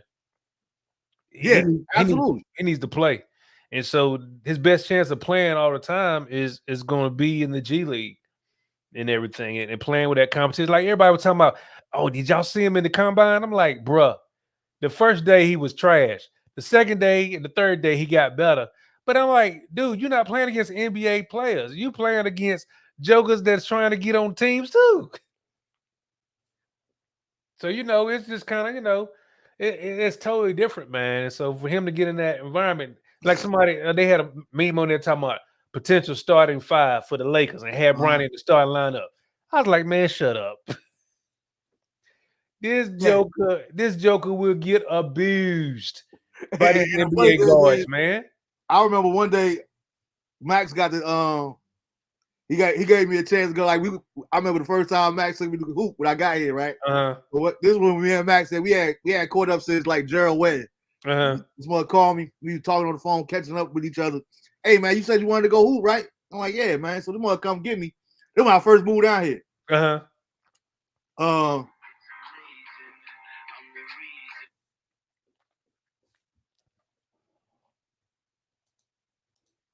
If you can try to Elijah, if you can try to send it to yourself from the link. Oh, they ain't send no link. Okay, I see what you're saying. All right. Text me your email. So I'm like, dang, everything in North Carolina take forever. Like, but we ain't seen each other in a minute, so we just catching up. So we finally get there. We get to this spot. He turned the car. But look, like, yo, dude, what we doing at the Ding Dong? He said you wanted to shoot around, right? I'm like, oh snap! Like, yo, we about to play at the Ding Dong. Right. Oh, yo, I had almost set a 10, man. I'm gonna get to play on the floor. On the floor, Doc. Man, listen, we get out there, we start playing and shooting around and stuff. I'm like, yo, we wound up playing a 2-on-2 against Jack Emmanuel and David Noel. Oh, okay. Man, I was so man. Listen, I like to think I held my own, but good God Almighty, bro, I couldn't walk for like 2 or 3 days, man. I can't even lie, bro. Like I wasn't trash. Like I said, I did what I was supposed to do. But boy, you talk about being in some pain. Bro, but when we first started working out, right, they was in there doing drills and stuff. The broom, right, doing the cones and all that there. And I said all this to say to your point. Hey, guess what? I don't care what you look like in workouts, bro. Them brooms don't move. They don't move, Reverend. They don't play no defense. And I'm telling you, bro, it's a whole lot different, Doc. There's a whole lot of jokers that can hit two-way. And that was my thing, bro. I was like, yo, I said, man, let's look at this objectively. Bronny wasn't even the best player on his high school team. Nah, he wasn't. Oh boy, with the fine mother. Right. I can't forget her name. I started following her on IG. He probably was third or fourth down the depth chart if you were to talk about the best players on the team. You know what I'm saying? He wasn't even better than Wade's son. He wasn't better than Carmelo's son. He wasn't better than the Boozer twins. You know what I'm saying? It's like, bro, there's a lot of cats that play circles around Bronny, but he was getting all of the hype and even moving up in the rankings because of his name, bro. Because of his name, man. You know what I'm saying? His shot got a whole lot better, but it's still not NBA ready. You know what I'm saying? And it's like, he needs time to develop. So that was my thing. Was, man. I think Jamar said, he said, Mark said, I thought they said no two-way contract for Bronny. They did. Life's about to come on. Life said point blank period. He should be in the league. Yeah, they did. Application at Harris Teeter. So he signed a regular contract, but that doesn't mean that you can't go down to the G League. Yeah, that's what I was thinking. Yeah. So once you sign a regular contract, you still can go down to the G League. Yeah, because they send jokers down all the time. Yeah. So what happens? Yeah. So what happens is when you sign a two-way contract, is not guaranteed. Yeah. Yeah, and so that's why they didn't want to do that. They wanted a guaranteed contract. And again, you're LeBron James' son, so you're getting a guaranteed contract. Exactly. Yeah. You're definitely getting a guarantee. Yeah, absolutely. What's up, Cuzzo? Yo, what up, though? What up? Chilling, man. Chilling. Hey, Hey, I man, just first read the off, comment, man, talking about he need to be put in that. Don't disrespect him like that, man. I want to say they need to be put in the application at Harris Teeter. Harris Teeter Publix. Hey, first off, y'all already know I got to shout out to my girls at NC State. You know what I'm saying? Yo, shout out to Wolfpack Lady. Yes, Lady sir. Wolfpack. Yes, sir. Them girls tough, boy. Appreciate it. But yeah, Bronny, let me just go ahead and break it down because we need to talk analytics. Nobody is playing Division One basketball that's averaging less than 5 points a game is going to the league. Yeah. That man averaged 4 points, two But- assists, and 1 turnover in 20 minutes while Right. shooting 33%. And here's the thing too with that, man. I think he was dealt a bad deal, man. Mm-hmm. At USC. You know what I'm saying? After the heart attack and all that type stuff, man. And then coming back, I truly believe the coach was scared. Mm-hmm. He was scared to really play Bronny like he should have to get him acclimated faster and all that. Which I mean, I guess it's a natural witch kind of, but to Elijah's point, he won't even killing in high school. You know what I'm saying? And it's like, if somebody brought up the point, I don't know if y'all saw this, but they brought up the point about AJ. Was it AJ Jordan or AJ Jordan? I think it is. He got drafted in the first round. And he's only scoring like 2.9 points. Yeah, I peeped. Yeah, but I was saying, but at that is he a 7-footer? He is. I think he was 6'8", 6'9", something like that. He like a wing though. He but here's the thing though. And I told him, I said, man, see, this shows who has basketball IQ and who doesn't. Mm-hmm. Because just because he scores 2.9, had 4 rebounds or something like that a game, I said the scouts can look at him and see his potential. You know what I'm saying? And see where he's at and say he could be NBA ready. Or they see, okay, if we put him in the right system, it's going to be bananas for him. You know what I'm saying? Versus Bronny and seeing, okay, he is a guard. You know what I'm saying? He's a guard. And the guards today in the NBA, you got to play two-way ball, man. Yeah. You got to.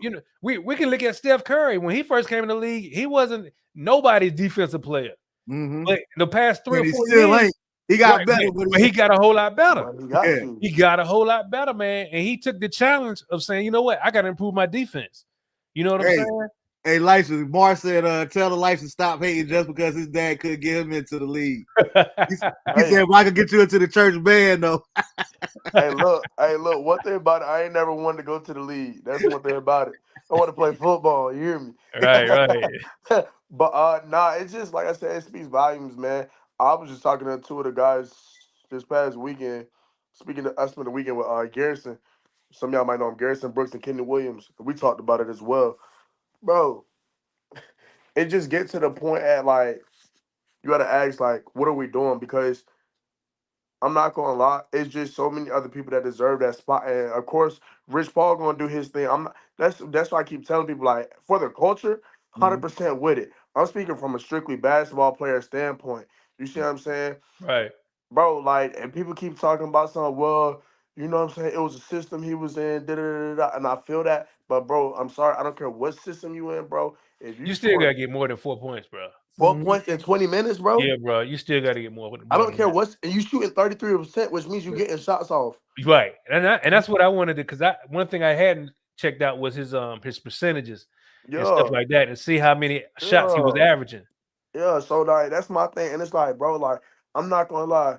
God has blessed me real good. These past, I say, like, 2-3 years, man, I ain't going to lie. I've been in the college scene, like my pops will tell you, I'm talking about Leaky and them used to pull up to the crib, Caleb Love, Mont. Like, I done been around all of these guys, and it's just, like, being around them, playing with them, it's just, like, that's what frustrated me from a personal standpoint. I know cats is out here that's grinding, that's really doing that. They grinding, man. But I'm seeing it firsthand. I mean, when I work out with my trainer, bro, you gotta think about it. I got DJ Horn in there. I got Justin McCoy, who played at Carolina, then he transferred to Hawaii, went to Hawaii and was averaging 20. He trying to get on a 2-way contract. And you got Rich Paul out here saying that he's not gonna sign a 2-way. And it's like everybody, I can't wait. I can't wait, man. Everybody keeps saying, I can't wait to see them play. Well, if he's not signing no 2-way, you're not gonna see him. Right. Because who you talking about? Huh? Bronny. Oh, yeah. Because this is the thing, bro. I know people that's going. My homeboy Jarkel Jordan. Nah, that's what we just talked about, though. Don't Bronny got a full guaranteed contract? Yeah, he got a full guarantee now. So, but that's the thing. He still got. But you got to think about it though. He still got to make it through summer league. That's what that's what me and you were talking about off screen. Yeah, you know, like he still got to make it through summer league, and I know some still got to make the team. Yeah, he got to still make the Lakers team. But see, this is the thing, though, man. We already know that's a foregone conclusion. But sure, he might. They're gonna say gonna tweak his ankle. He out for the rest of summer league. Let's be real. They're gonna start training or something to that effect. Because if he plays summer league, I'm telling you, them boys out there want that man head. They gonna abuse him. They gonna abuse him. They want that man head. They do, bro. It's to him. They do, bro. It's not against him, but and that's the thing, man. Is overwhelming. That's why I said, man. I feel like his dad. You know, they was talking about don't be mad. His dad set him up, and I'm like, for one. We got to look at how his dad set him up. Did he set him up for failure? You know what I'm saying? Because because the environment, the atmosphere is really not conducive, man, to really, I would say, advancing like that. Because people they're gonna be out. If you think this Caitlin Clark hate was bad, oh my God, bro. And it's like then again, you even got to look at the scouting report from the combine. You know, I actually went because I wanted to see what some of my guys was doing. Mm-hmm. And I looked at some of the remarks that they was leaving about Bronny. They were saying he can't switch. Yeah, too little. He can't play off the screen. He can't. They said he was real streaky his first 2 days shooting. Right. As far as when it was running, now drills they was hitting. He was hitting, but when it came to playing, he wouldn't hit. Right. He couldn't match up. So it's like, bro, like, okay, and even, so cool. What are we doing? And that's my thing. Everybody was like, well, y'all saw he scored 14 in that second game. I'm like, bro, but it wasn't efficient. Yeah, like, I don't. You know like what I'm saying? Bro, stuff like that don't matter to me. I done seen people get off and have a 25 ball and then put up 40 shots, and it's not impressive. That's not impressive, man. That's terrible to me. That's not good. I think this one for you, Lyson. This one for you, Lyson. Mark said they should keep grinding. I guess talking about the players that you were talking about. He's like, so do you think they would turn down an opportunity if someone in the league offered them one? No, absolutely not. Yeah, yeah, exactly. That's and what I'm not saying that Bronny should have. I'm not. Yeah. Well, once again, this is coming from a basketball mindset as far as grinding and deserving it. That's it. And I think that's what makes the conversation so convoluted because we see it from both. There's so many different layers to it. Yeah, we see it from both sides. Yeah. You know what I'm saying? Because the truth of the matter is, all three of us, if we had sons that had that ability and we were in that position, we would make sure that team sign them too. Guess what? Guess what? This joke will tell you, bro. He just coaching with the NC State with girls. Dude, I got dude. We just talked about it earlier before he came on. You know, I'm a diehard Tar Heel fan. You know what I mean? Right. Look, I'll be at their games, the girl games with my hoodie on. I got my hoodie. There you go. Because don't let this shirt fool you. I got a UFC tattoo. Like, don't let this shirt fool you. Like, if Leaky, look, put it like this, right? If Leaky called me right now, he's still with the Charlotte Hornets, right? If he called me right now and said, hey, we need somebody. They're gonna pay you $250,000 to come out here and get dunked on every practice. Why sign a contract that? Right. Well, I'm trying to. Where the dotted line? Where the dotted line? Draws too. Y'all be ready to put hands on your father if you did. Y'all can take video and everything. I'm telling you. So I'm not mad at that. It'll be the first time in my career though. Yeah, me too. Me too. Like, nah, hey, I just looked it up, yo. Check this out, because we talked about, like I talked about it earlier before you came on. Like, that's how this is the business side of it too. Like, it said Bronny James jerseys broke record sales in less than 24 hours. Yeah, I knew that was gonna happen. Nearly $500,000 in 24 hours. Hey, check this out. His jersey sales broke his father's jersey sales. Exactly. Ain't that crazy? That's crazy. I was like, now I never saw that coming. I wouldn't go that far, but I'm not surprised. And this is the thing that makes it sound stupid to me, like we talking about earlier with the politics. Like, y'all went out here and bought this jersey of this kid that y'all know is a good chance he ain't even gonna play. Right. Why are you buying this Joker jersey already? It's because it's gonna age and be worth something. It's gonna be the value of it. It's gonna be an artifact, if you will, of the NBA. So Have even I- from that aspect, like we talking about from a basketball standpoint, Bronny don't deserve it. True. But guess what? Bronny wins regardless. Even if he only stayed a year or two, like he done made his money, he done sold jerseys, and LeBron James is a billionaire. Like, Yeah. So I don't have to play basketball if I don't want to. Yeah, Right. that's cool. 'Cause- That's cool. I just want him. This is my thing. I'm gonna tell you because I'm gonna be very transparent right here. Everybody that knows me knows I'm heavily involved, probably more involved than anybody that you know, women's basketball, college and WNBA. Know it like the back of my hand. Now, Angel Reese, when Angel Reese got drafted, I'm like, yo, like y'all, you know, our community was, oh, Angel this, da. She should be getting more than Caitlin Clark. No, she shouldn't. And I stand on that to this day. Now, what I will say is, I was like, Angel played terrible her last year in college. Not terrible, but she did not perform well. I was like, I don't know how that's going to translate to the WNBA. Now here we go. So here goes the point I'm making. She works. She is on, as of tonight, she's on game number 11, double-double, because she had, I want to say 12 and 13. So I commend her, and I admit that I was wrong. Mm-hmm. Now, that's all I asked her, Bronny. Right now, Bronny, I am not a believer. Now, when you go and you prove me wrong, 100%, I was wrong. Absolutely. Yeah. 100%, I said I was wrong. And here's the thing. I don't even think it's a matter of him not getting to that point. Yeah. I just think that he's just not there yet. Yeah. You know what I'm saying? Yeah. I think Brian, I mean, let's be real. When we look at these benches in the NBA, right? Even though some of them may be able to play circles around us, I think Bronny can get to a place where he could at least be on the bench on an NBA team. For You know what sure. I'm going to tell you who he reminds me of. Somebody that was solid, was never the best, but I think he was better than Bronny. But he from your boys, Quinn Cook. Oh yeah, Quinn, absolutely. Quinn had a great stint in the league and sat on the bench until they needed him. But when they needed him, he was able to step up. He was a great role player. He was a great role player. Absolutely. Like, I can make people like Quinn Cook. Which most of those school and dorm players are. Which most of the school and dorm, most of y'all players are good.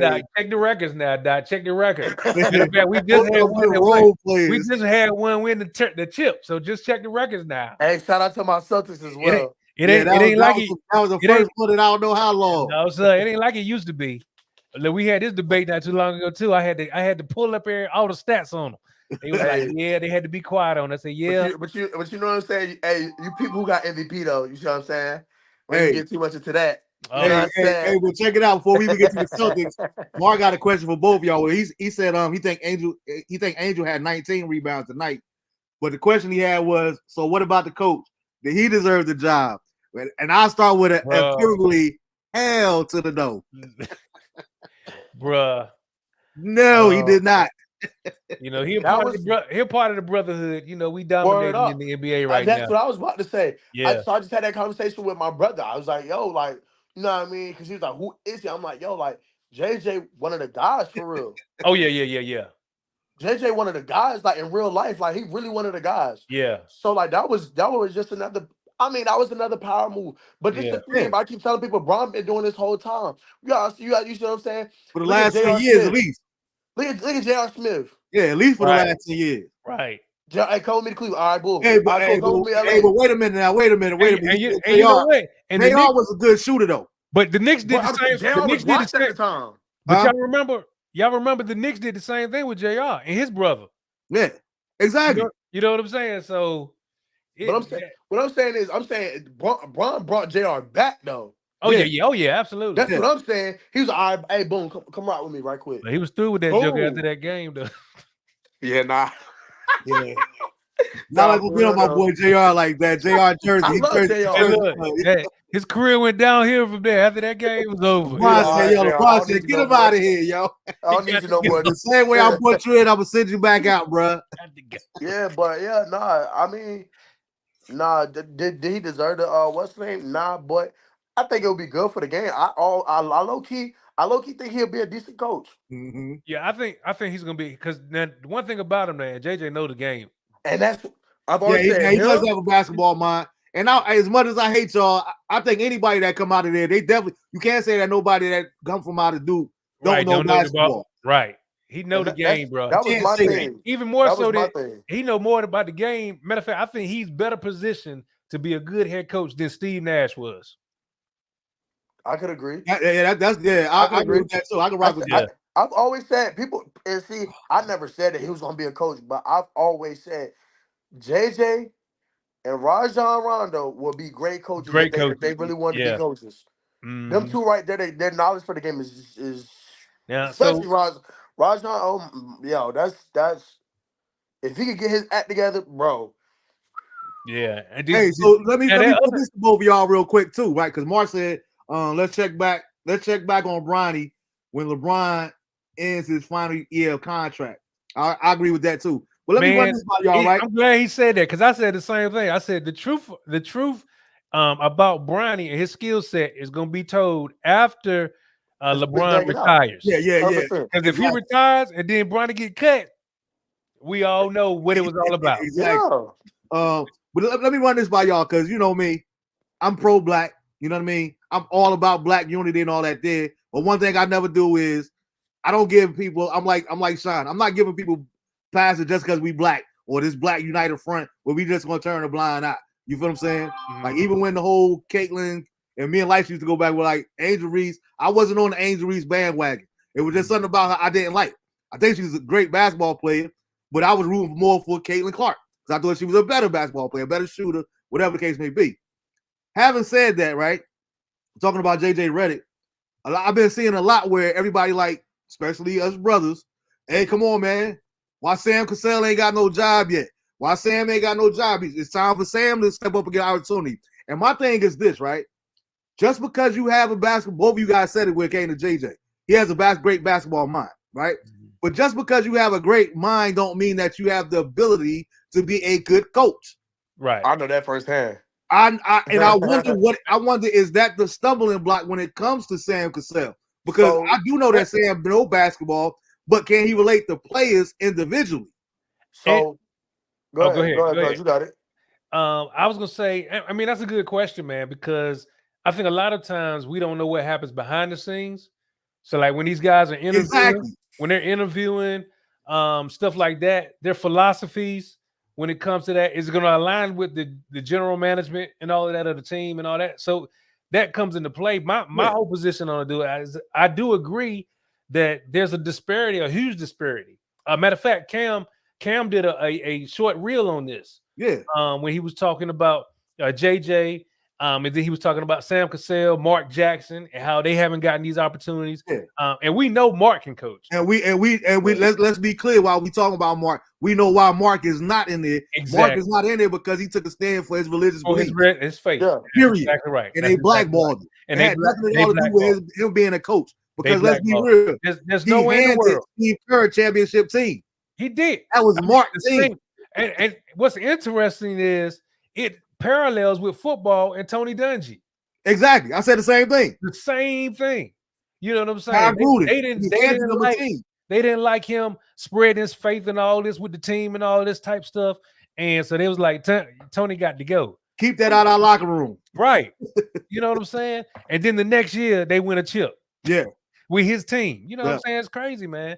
And Mark said when we talk about that, when I was talking about Sam, he's like, look at Magic. And that's the thing. Magic is a perfect example. We've seen it time and time again where great players can't be coaches. Bruh. And Mike proved that they can't be owners either. Coaches or GMs. Right. Owners, yeah. I'm gonna keep it a band with you. I'm gonna keep it a band with you, right? I tell people all the time, bro. If you notice, the greatest coaches were never the best players, bro. Never the best players. It's usually like a mediocre at best. And that's why I say, you know what I'm saying? And as somebody that coaches high school basketball now, bro, I didn't realize how much of a struggle it is. Like, bro, like last year, I ain't gonna hold you. Kai had to do the coaching because once again, bro, I know the game. That's without question. I'll break that junk down for you. But I'm more of a player development. I help you out with player development more than coaches. Sitting down there, if I gotta sit down there and drop a play, I'm like, nah, like, I can't do that. But everybody can't do everything, yeah. But if I'm watching it, I'm able to like, hey, no, dissect it. Come here. So, hey, give me a timeout. 30 seconds. All right, instead of doing this, I need you to do this because this is how it's gonna make sense. This is how it breaks down. And then even sitting there with the coaches from state. Let me tell you something, bro. Coaching is more than just coaching. Yeah, It is. that's what. Yes. That's my point. We're saying. So being in those rooms on a Division I level of a Power 5 school, bro, I'm not gonna lie to you, bro. I be sitting there like, yo, this stuff is out of pocket. Like Jermaine said, first of all, you gotta align with the whole program. That's number Right. one. Mm-hmm. You can have some similarities, but if you don't align straight down the middle, it's over for you. Okay, Right. that's number one. Number two, you gotta really be able to as a head coach break down everything that everybody is supposed to do. Because Coach Moore don't do nothing. But let me tell you something. The moment one of them assistants mess up, he on they tell about it, and it's like, they ain't like, how you know? Because you don't do nothing. And it's Who like, did bro, that? How they do that? How they get lights or thumbs up? Yeah, I don't know. it's an iPhone, you feel me? Oh, okay, That's what got we do. You know what I'm saying? I'm always right. all right, Mace Junior, But yeah, nah, that expert. so when you get into it, bro, and you watch the film breakdowns, and then you know what I'm saying, not even just game. I'm not talking about game Yeah. film. I just sat in there and watched them break down practice. Mm-hmm. You see what I'm saying? Yeah. Right. So it's a lot more than just, hey, let's get in the A huddle. title. Hey, we gotta give a motivational speech, or Yeah. let's run this play. You got to be able to adjust. Trust your players to give them the knowledge to be able to adjust. What are they running? Are they running a box and one? What are they like? You know what I'm saying? It's just so Right. much, bro. It's so much. And it's a lot harder than what people think. You got a lot of people that say in the stands think that they know what they're talking about. And they be like, nah. Put it like this. We had a game right last year. This real quick story. Last year we played number 14 in the state, right? I forgot what game it is. Y'all probably remember. They just held the ball the whole game. Like, you feel me? Mm-hmm. God, what was that? And they ended up winning. I think it was, who was it? Was it Yale?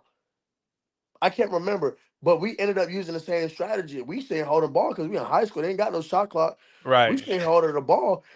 Why y'all won't score? Why would we? Yeah. Right. If we ain't got to, The strategy. come Yeah. on, baby. Some Yeah, talk hey. about I'm mad Mark technicality. typed that before I said it because I was going to say that the only time I could think of like a great player being successful at coaching was Larry Bird. Larry Yeah. Bird was successful as a coach, but other than Larry Bird, I can't really think of nobody. Him and I don't know what Bill Russell Bill head Russell. coach was. You know Right. what I mean? I know Bill won championships. Yeah. I don't know what his overall, especially like by the time he was coaching Kenny Smith with the Lakers, Right. the Clippers and all that did. Yeah. Like, it was trash. I don't know overall how good his coaching record was. Yeah. And that's the thing, man. It's like you know, with like cats like Sam Cassell and Mark, even though I really do believe Mark deserves another chance. Yeah, he do. 100%. I think a lot of Without a times doubt. what happens is that they wind up being out of the league so long that you know they it's where I would say in Mark's case, a lot of owners don't know if they can actually, because the league has changed so much, man, I agree, Mark. and it's changing so fast. You know what Yeah, I'm saying? yeah, And so these kids now, I mean, think about it now.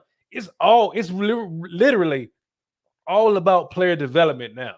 Yeah. Because these kids are coming out of college so early now. They're not staying in bro, it's school. ridiculous. Yeah, Yeah. And so, you it's know, ridiculous.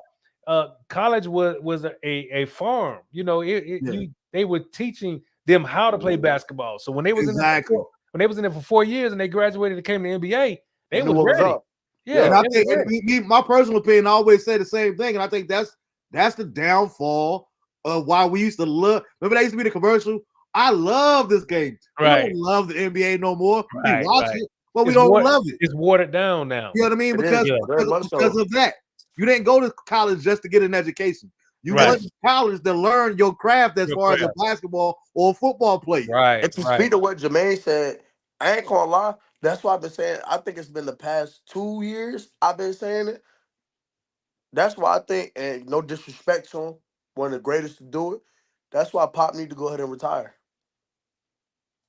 Yeah, You know what? I think I'm gonna be honest with you, man. I think we're seeing a revitalization of Pop right now, and I think especially now, man, they're getting these picks and all that.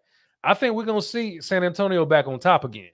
I think You know I what don't I'm know saying? about top, but I think bringing in Chris Paul to be able to bridge that gap between Right. top 'Cause that's old what I school told. ways And so that's what I and work told with a him. young Wimby. I think Right. that's gonna be a positive thing right That's there. gonna be huge, man, because he got some young studs, man. Bro, he do 100%. He got some young studs, It's bro. like I just want him to do well with them. You know what I Right. mean?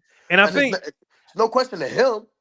I think Yeah. Pop, Pop is like he's got a mentality like Coach K, right? Yeah. Because Coach K, he had to change. Mhm. He had to shift when he saw what Kentucky was doing with the Yeah. one and dones and all of that. Because you remember at one point, Coach K would not recruit one and dones At all. at all, and he was like, "Okay, we got to compete." You know what I'm saying? And so he flipped it and started recruiting. Now, man, I think Pop is in that same mindset where he understands. Okay, I got to learn to relate to these younger kids now because Yeah. it's totally different now. That's You just like know, Cal last year. Cal with Rob. You know Rob from out here. I know Rob. Rob from out here. He from North Carolina. He be out here. Cal Mhm. plays a certain way. Although he does, like you said, you go to kids, you know what I'm saying? You know you about to be one and done, you know you're going to leave, whatever the case may be. Cal still runs a certain system though. Right, Mhm. right, But Rob was too off the charts. It got to the point where Cal was like, all right, bro, go. But when you mess up, you coming out.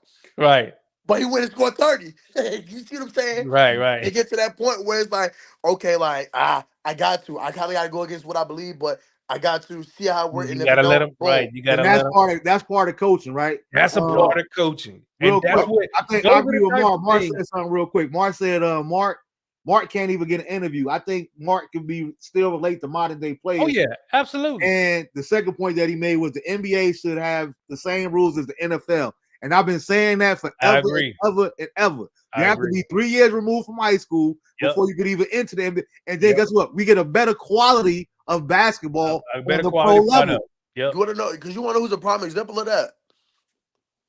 I tell people, it worked out for him, I guess you could say. Mm. LaMelo Ball. Let me tell you something. Mm-hmm. If LaMelo would have stayed in high school, bro, it's certain stuff that you learn on a JV level and a varsity level that you need before you get to the next level. Right. Mhm. Okay, so you can learn how. So if you doing gymnastics, right, and you go straight to learning how to do a triple backflip, right, but you can't do the bases and do a cartwheel, you're fried. Yeah. Yup. And You're I right. feel like that's what happened to him. He missed out on so much developmental stages that he had to just go learn how to. Okay, like I just gotta figure out how to learn how to shoot Yeah. On the instead of fly. learning the game, and it Mhm. Yeah. kind of slowed him down when he became a professional. Because it's Right. daddy. For sure, but Yeah. that's what I'm saying. I believe the same thing. You need to go to high school, like you said, 3 years removed. You need to go to college. You need Yeah. to do something in You need to between go to to college. develop. Man. I mean, Because that's it the ain't crazy. always academic. I always try to tell it. They could preach that nonsense if you want to. It's just like politics. I'm not falling for the rhetoric. You're not a student athlete. When No, you're you're an a athlete. You're an you're athlete. an athlete. 100%, Period. You're an Like athlete. you're not going there to get an education. Right. I don't care what you told Big Mama. Right. When they offer you that $40 million, that degree can wait. It's the Let me way. tell you something. Let me tell you Especially, what I know, especially now with the Exactly. NIL, man. bro. Please, What? Oh, listen. Let me please. tell you what I know. I ain't gonna Marvin lie. said something about the NIL too. I ain't gonna lie to you, right? State is the only school where I know that they kids really gotta go to class. They really gotta go to class and their grades gotta Right. be good. But Mhm. you wanna know what's on the flip side of that? Don't none of them besides DJ Burns really got no NIL deals because that's not what they care about. Now these schools that's giving up this big bread Mhm. that I know personally. Yeah. Hey, yeah, we know you got class, but you need to go to treatment because we need you Right. to get back in the gym. Right. Exactly. Right. I need you to go get your carpet therapy done. Don't I worry need you to go about get Professor stretched out. Strawberry. Don't worry You'll about deal that. with him. We go deal with them. We go Yeah. deal with Don't them. worry. I don't care what the professor told you. Dog, What? and the truth of the matter is, just like I remember when that scandal hit UNC when they found out Yo, the Yes, players weren't sir. going to class. And all. That happens in all them schools. All the heck schools. All yeah. of them, They just including, wanted to make an including example Duke, out of us. You know what I mean? Like you including said, it Duke, happens everywhere. right? Including Duke, Uh, because I'd be like, "Yo, come on now." Yeah. Some of these cats did Duke be recruiting? I was like, "Now you know good and well you couldn't have got in this school by Yo, yourself. I ain't gonna name names, what's You the but ain't name that though? Zion smart. Williams. You ain't that smart." Zion But Williams. Zion. look at what's the name though. That's what happened to Caleb. Mm-hmm. When he tried to leave, he tried to go to. He was not going to Arizona. He was going Right? to Michigan, Yeah. and he went ahead and submitted that Michigan said, transcript, and nah, they yo. said no Couldn't get sir. in there. Nah, yo, you They, don't meet our requirements, bro. Couldn't they get in there, said no bro. sir. Couldn't get in there. They Hey, said no, sir. Mark said if they could manage the NIL correctly, hopefully it can keep guys in college. And I So agree with that too. there is a current, I forget, I don't know the title and all that other stuff, but there is a current lawsuit going on with the NCAA Mhm. as far as NIL, because it's gotten to the point where it's out of hand. I was just talking to one of Right. the scouts from Yeah, LSU. He was out there looking at one of our kids from the high school, one of the guy on the guys team. I was talking to him, and he was like, "It's so hard to recruit." He's like, his job is becoming hard because they was recruiting this one dude, and the dude started off the conversation like, "Hey, how you doing? I'm Coach so and so." He was like, "Hey, I'm just gonna be up front with you. So and so school, they don't already offer me about what did he say? He was like, they don't already offer me 600K." Mm. He's like, "Oh, okay, well, we can't do nothing for you. You be blessed." It's the same thing. It's the same thing with what's the name, yeah, bro. But you got some people that's crazy. Okay, okay. I don't want to say no names, put nobody out there, but y'all gonna know who I'm talking about. He left Carolina, transferred to Georgia, and now he's at State. Mm. Okay, now now check this. He decided to go against his agent. Told him that he was gonna commit to State, side with State, because they said they was gonna give him 200. And Mississippi State wanted to give him 550, Mm. and he missed out on it. But when I tell you he would have jumped up on that bandwagon, yeah. Quick, fast, in a hurry too.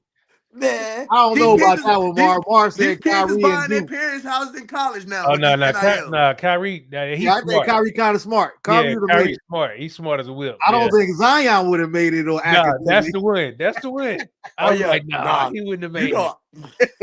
know, I got several pictures Zion with would Zion. not have I've been passed that. around Zion. He would not have passed that SAT, bro. Zion, one of them Duh. country boys from Spartanburg. Right. we all knew what that was about. Nah, Yeah, yeah, Definitely he one of ain't them had no choice ones. but to be a one and done. But Yeah, I but think, like you said, I think that because even like you was talking about the titles last year, I've just seen a report like 3 weeks ago. I forgot which states it is, but I think it's 3 up to 4 states now where outside of the NIL, these states can actually pay the players Yeah, straight off the top. yeah. Florida is one of them for sure. They just. Florida just passed a law where they can actually pay their players. But I thought they passed it because it just came out too. I thought they just passed it that all of the schools can do it now. So all Is the it? schools, yeah. So so Every time I was reading about it, it was like from state to state. I didn't hear about like a yeah, I thought it was, worldwide sticky. thing, like collectively.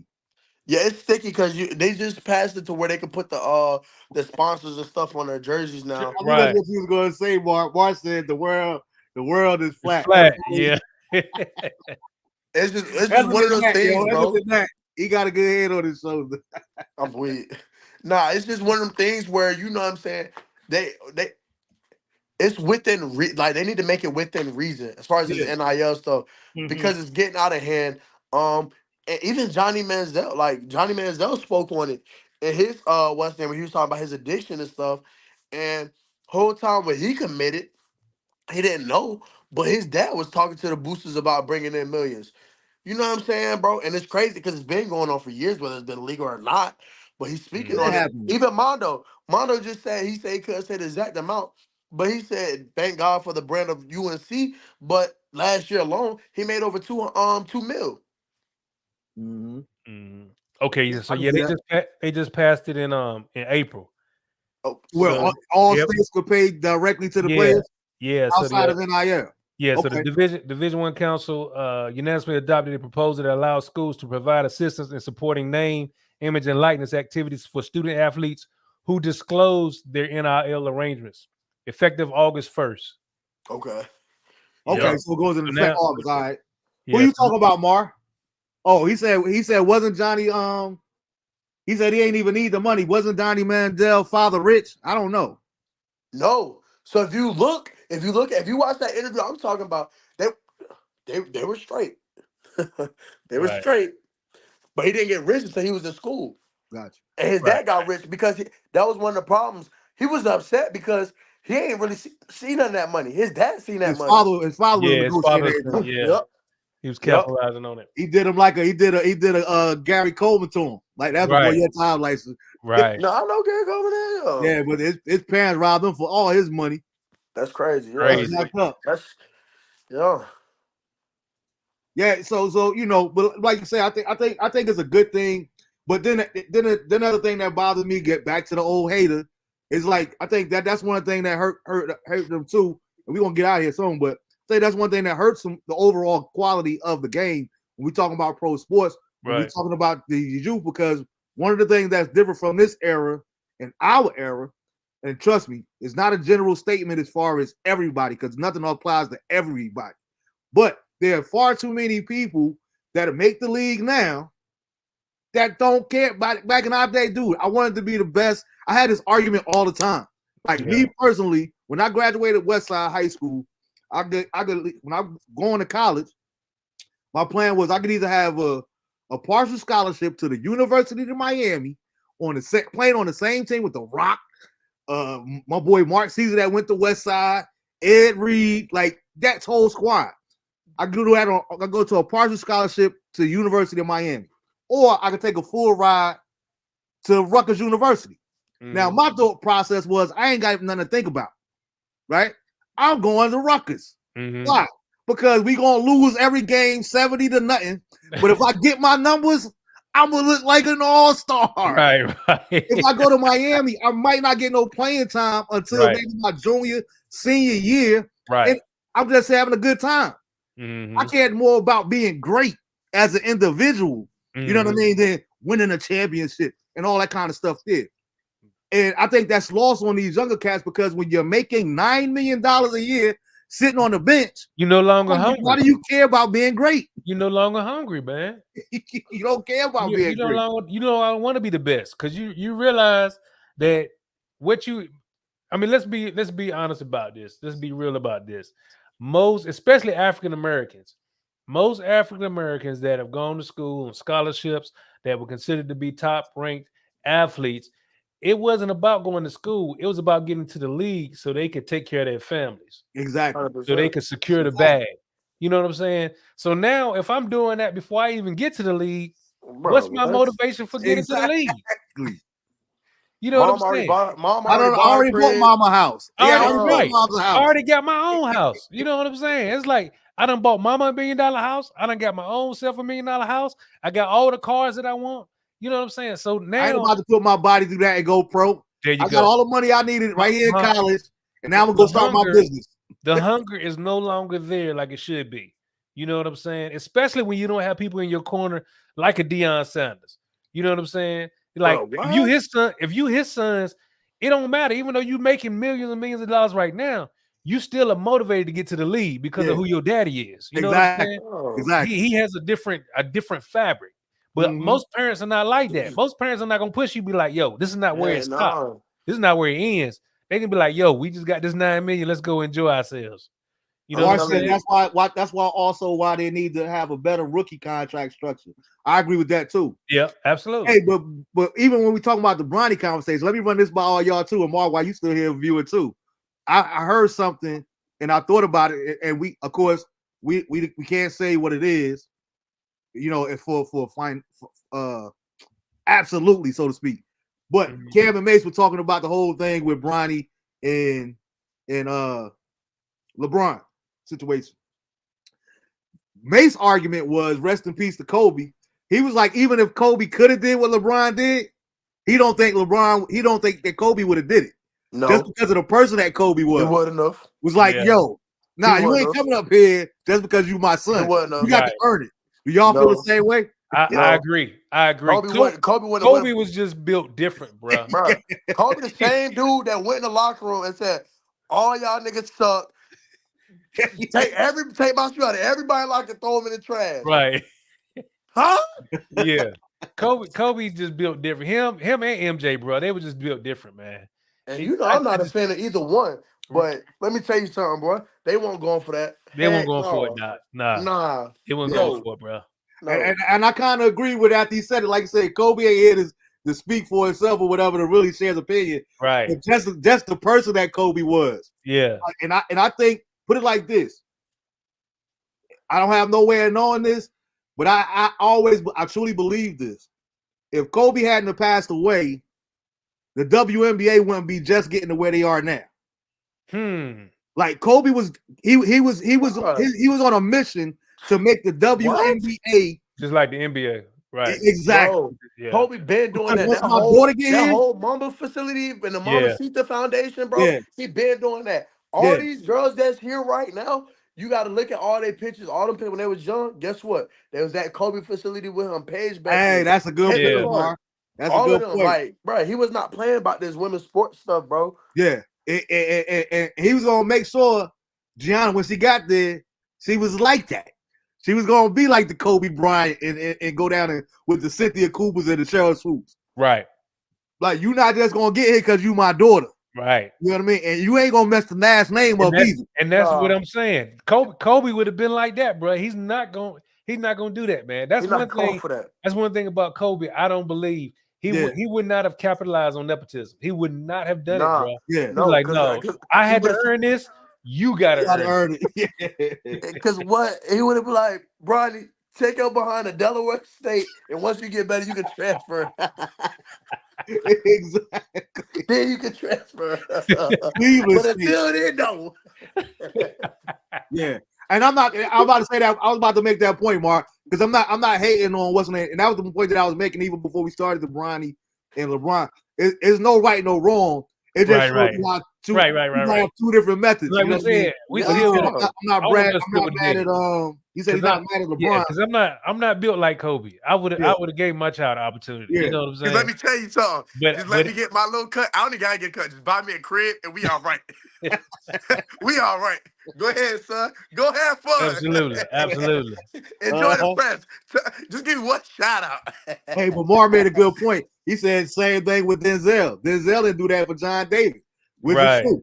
Like, because when I first seen John David, the first thing I ever seen him in was the football show, Ballers, which was dope. Mm-hmm. I kept saying, like, yo, who was this Ricky Jarrett dude? Like, I had no idea that was Denzel's son. He had me convinced that he was like somebody that actually had to play in the league, like because I could see an NFL player being just like him. You know what I mean? Right. Then I found out he was Denzel's son. I'm like, yo, that's why I like this dude, yo. This dude, he can really act though, but this is Denzel's son. He's good, right? He's good. But he didn't use the nepotism. Okay, let me get into these different rooms because Denzel is my father. It's different, bro. It's a different feel when you get it out the mud yourself, knowing that you could have. Yeah, I could have. I could have did that. You know what? I'm sorry, I didn't mean to cut you off. Go ahead. No, I was just saying it's a different feeling too. Like when you you know what I'm saying? Like I couldn't. Like, bro, like that's like people out here be talking me, but get your five. You know what I'm saying, bro? We could play my five, raise your five for bread. And it's like, I could be that nigga and go get Leaky, Chris Clemens, Mondo. You feel me? I could be that guy. But it's different. Why would I do that, bro? If I know, you know what I'm saying? It's taking the easy way out. Because then when they see them, they like, oh, yeah, exactly. So I'd rather just go get my homeboys. You ain't say you was going to get them. Right. You see what I'm saying? It's different, bro. It's going to always be some. And to be honest with you, I feel like that's probably what's frustrating Bronny too, man. Mm-hmm. I think in his heart, man, he really want to make it on his own accord. He want to play. You know what I'm saying? I do think he want to play. Yeah, he don't want people to think that he just made it because of his dad, man. He want to show. And that's what I said. Now it's showtime. Yeah, it's showtime, man. Because you can prove everybody wrong. You can prove everybody wrong by making sure that you go out there and you improve and you get to a place where now you scoring 15, 17, 18, 20 points a game. You know what I'm saying? And they're like, okay, yeah, this dude is official. And that's what I ain't gonna lie. I was thinking about that because like I've been the biggest, I ain't gonna lie. Heck no, he shouldn't be in. Wow. But yesterday I was talking to somebody and it really made me feel bad on the inside because it's like whole time I don't think Bronny asked for this. Like he did. Because if the spotlight is not on him like that, this journey would be a lot easier because you don't have as many people coming at your neck. Now I done had people that tell me that's going to the summer league, that's training for summer league right now. That said if they line up in front of him, they're gonna try to kill him like they would kill somebody else. He's a target. He's a marked man. And it's like that's not fair, bro. He didn't do that, bro. He ain't asked for that. But it comes with the territory, and that's the downfall, bro. That's the downfall. Yeah. It's the gift and the curse. I always say it's There the you gift. go. Always. Now, Always what I will say as far as that, and I'm rooting for him too. But the one thing that I was just thinking about as I'm listening to you guys talk about it that I had never thought about previously, like Jay, you said that you believe that he does want to make it, and we are rooting for him. I would hope, especially as a father, because we know what that's like too. I will hope that, and we know what we know about LeBron. I will hope that Bronny really wants this for himself. Absolutely. That he's not putting in a position where, hey, Jermaine, come on now, you know I preach. You got to get a church, like, but I don't want to preach. Like, right. I want a print shop. Like, you know what I mean? Mm-hmm. I hope he's not being pressured by LeBron to want this. And you know, speaking of that, and this is going to speak to your point.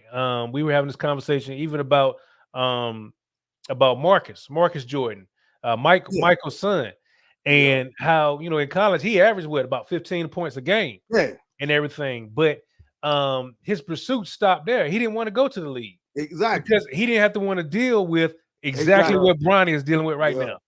You know what I'm saying? That's what I'm saying. I hope he stays encouraged, bro. Yeah, and that's the thing about it, man. It's like, you know, and I think even looking at the interview or the interviews that he's done, and he even said, you know, he said, man, been grown for it. Yeah, he was like, man, even if he said, you know, my goal is not to just play with my dad. You know what I'm saying? He's like, you know, if I do, I do. If I don't, I don't. He said, I want to make it into the league and be a great player. Yeah, you know what I'm saying? And that's what I'm saying. Yeah. I hope everything that we heard him say though, I hope he means it. Yeah, I hope it wasn't force fed to him. Like, that's hard, but he's number 19, 20, bro. Yeah. That's hard.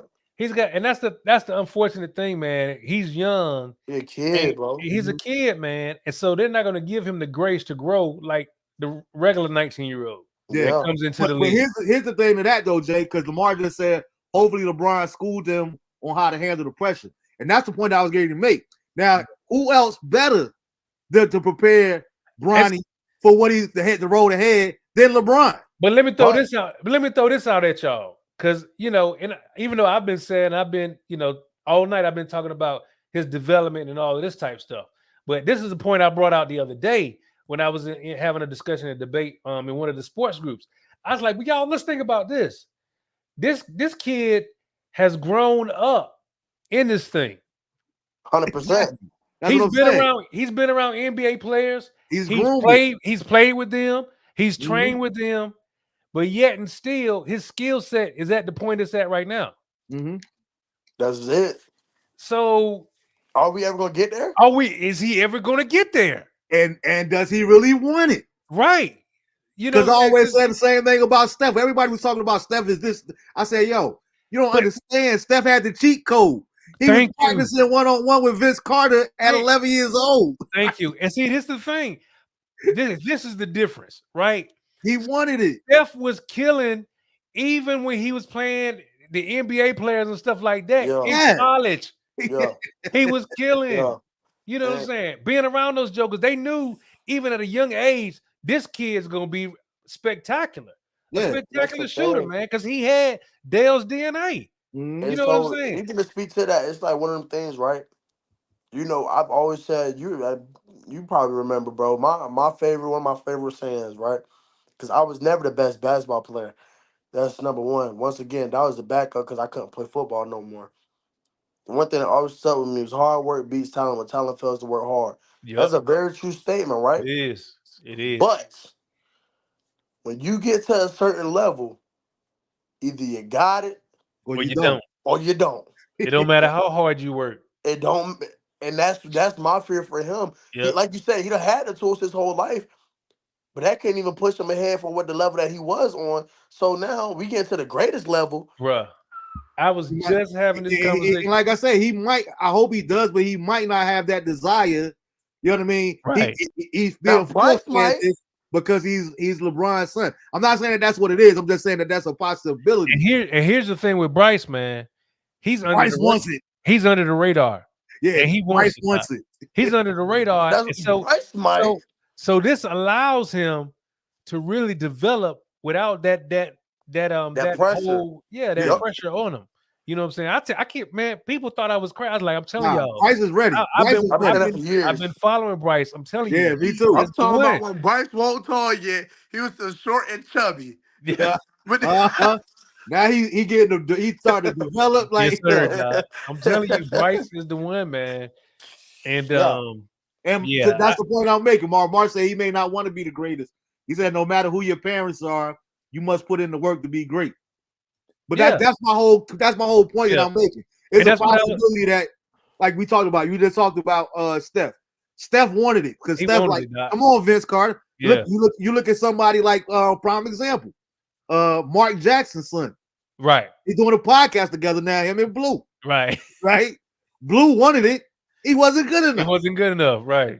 Then on the flip side, not because he a Nick, but look at Jalen Brunson. Yep. He been in these locker rooms all this year, All and this people time. like, where this dude come from? Right. He's been around this his whole life, His and whole he life. wants it. He wanted it. Yeah. You know what I'm saying? So it's about that inner desire that only Yeah. you can define that. And that's the thing, man. And that's it's gonna work against him. You know what I'm saying? Because they're gonna always compare him to LeBron. You know what I'm saying? that goes without saying. And he may not have that desire. I think that's one of the there's never been a case where I ain't gonna say never been a case because it happens in baseball all the time, but there's never been a case where we see the son usually outshine the father. Mm-hmm. You know what I'm saying? You can make a case for with Bonds and Griffey in baseball, you know what I'm saying? But in basketball, it just don't happen that way. Well, I don't know. I kind of disagree. You got Steph. You got Steph, and don't get it sleep. I get tired of people disrespecting Dell Curry. Dell was a monster. Curry was a problem. Dell was a monster. Dell was a problem. He was a problem, Doc. Let's be clear about that. He was but a monster. Now you got Jalen was better than Jalen, definitely better than Rick ever was. Oh yeah. I mean, that goes without saying. You know what I mean? So we got a few examples, but to your point, but as far as Tim Hardaway Jr. is not what Tim Hardaway was. No, I was about to say not even close. He's not what he close. Right. You know not even I mean? close. Luke Walton was not Walton didn't compare. Hey, Mark said Clay. Clay is another one. Clay was better than his dad ever was. And his father had championships too. And he played on Showtime. Right. One of the greatest teams ever. You know ever. what I'm saying? So it's like, Kobe. We forgot about Kobe. Kobe was better than Jelly Bean. Yeah. But I'm talking about when your dad is like that. You know what I'm saying? Yeah. Like he's like that. I ain't talking about he's just an average NBA player. You know what I'm saying? I'm talking about like when your dad is the elite of the elite. Because Barry Bonds, like you say, Barry Bonds was great. Right. He was great. You know what I'm saying? Not Barry Bonds. I mean, Ken Griffey. Ken Griffey Sr. Ken Griffey Fox was great. Right. Ken Griffey was greater. He was greater. Exactly. That's what I'm saying. I ain't talking about the mid-level, you know what I'm saying? Or the star. I'm talking about the superstar. Yeah. And being able to exceed that. You know and what then I'm saying? You got Eli and Peyton in football. Yeah. Because Archie was a problem. He had his own franchise player. That one is a prime example of but they brother though. Yeah. But he ain't he had health issues. Yeah. That's what I'm saying. No, their brother was nice though. Before he was sweet. Yeah. Before he got hurt. Yeah, he was a receiver. Yeah. Nice. But the young one now that's coming up, the other quarterback. He's actually Cooper's son. Yeah. Dude, the brother that got hurt, that's his son. Oh, okay. They say he's gonna be starting for Texas this year. Yeah. That's gonna be interesting. Well, to see him. I ain't gonna lie, I see some film on. I love college football. I see some film on him. Dude, he got an arm, bro. That boy got a zipper on him. He got an arm, dog. It's in the bloodline, bro. It's definitely in the bloodline. To me, I think he's got the best arm out of all of them, bro. He got a zipper on him with ease. Oh man, he got an arm, man. Yeah, so I can't. Me and this dude was going back and forth on that whole argument, because of course they try to turn it into a race. Most of us try to turn it into a race with LeBron and Bronny. And he was like, wasn't nobody saying nothing when Eli did that, when his pops did it. I said, first of all, and again, I'm not speaking as a Giant fan, right? First of all, Eli Manning was a #1 pick. Right. We're going to start there. Right? That part.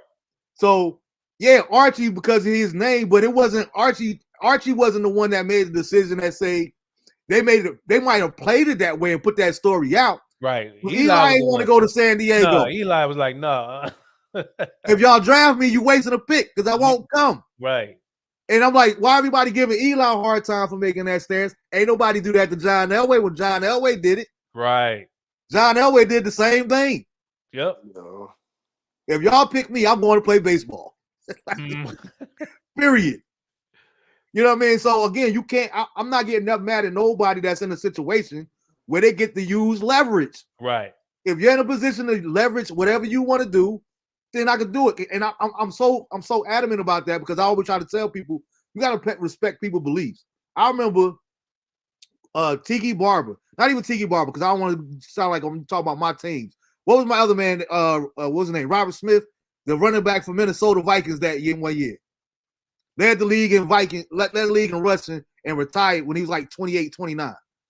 Was still at the top of the game. This was like the late 90s. You talking about Minnesota or Detroit? Barry, you talking about Barry Sanders? No, not Barry. It was a young boy. What's his name? Robert Smith. Mar, you still watching? It was. I want to say Robert Smith, but he was real nice. With the NFL. And he was nice in it. But it was like, yo, why is you retiring? Why you at your peak?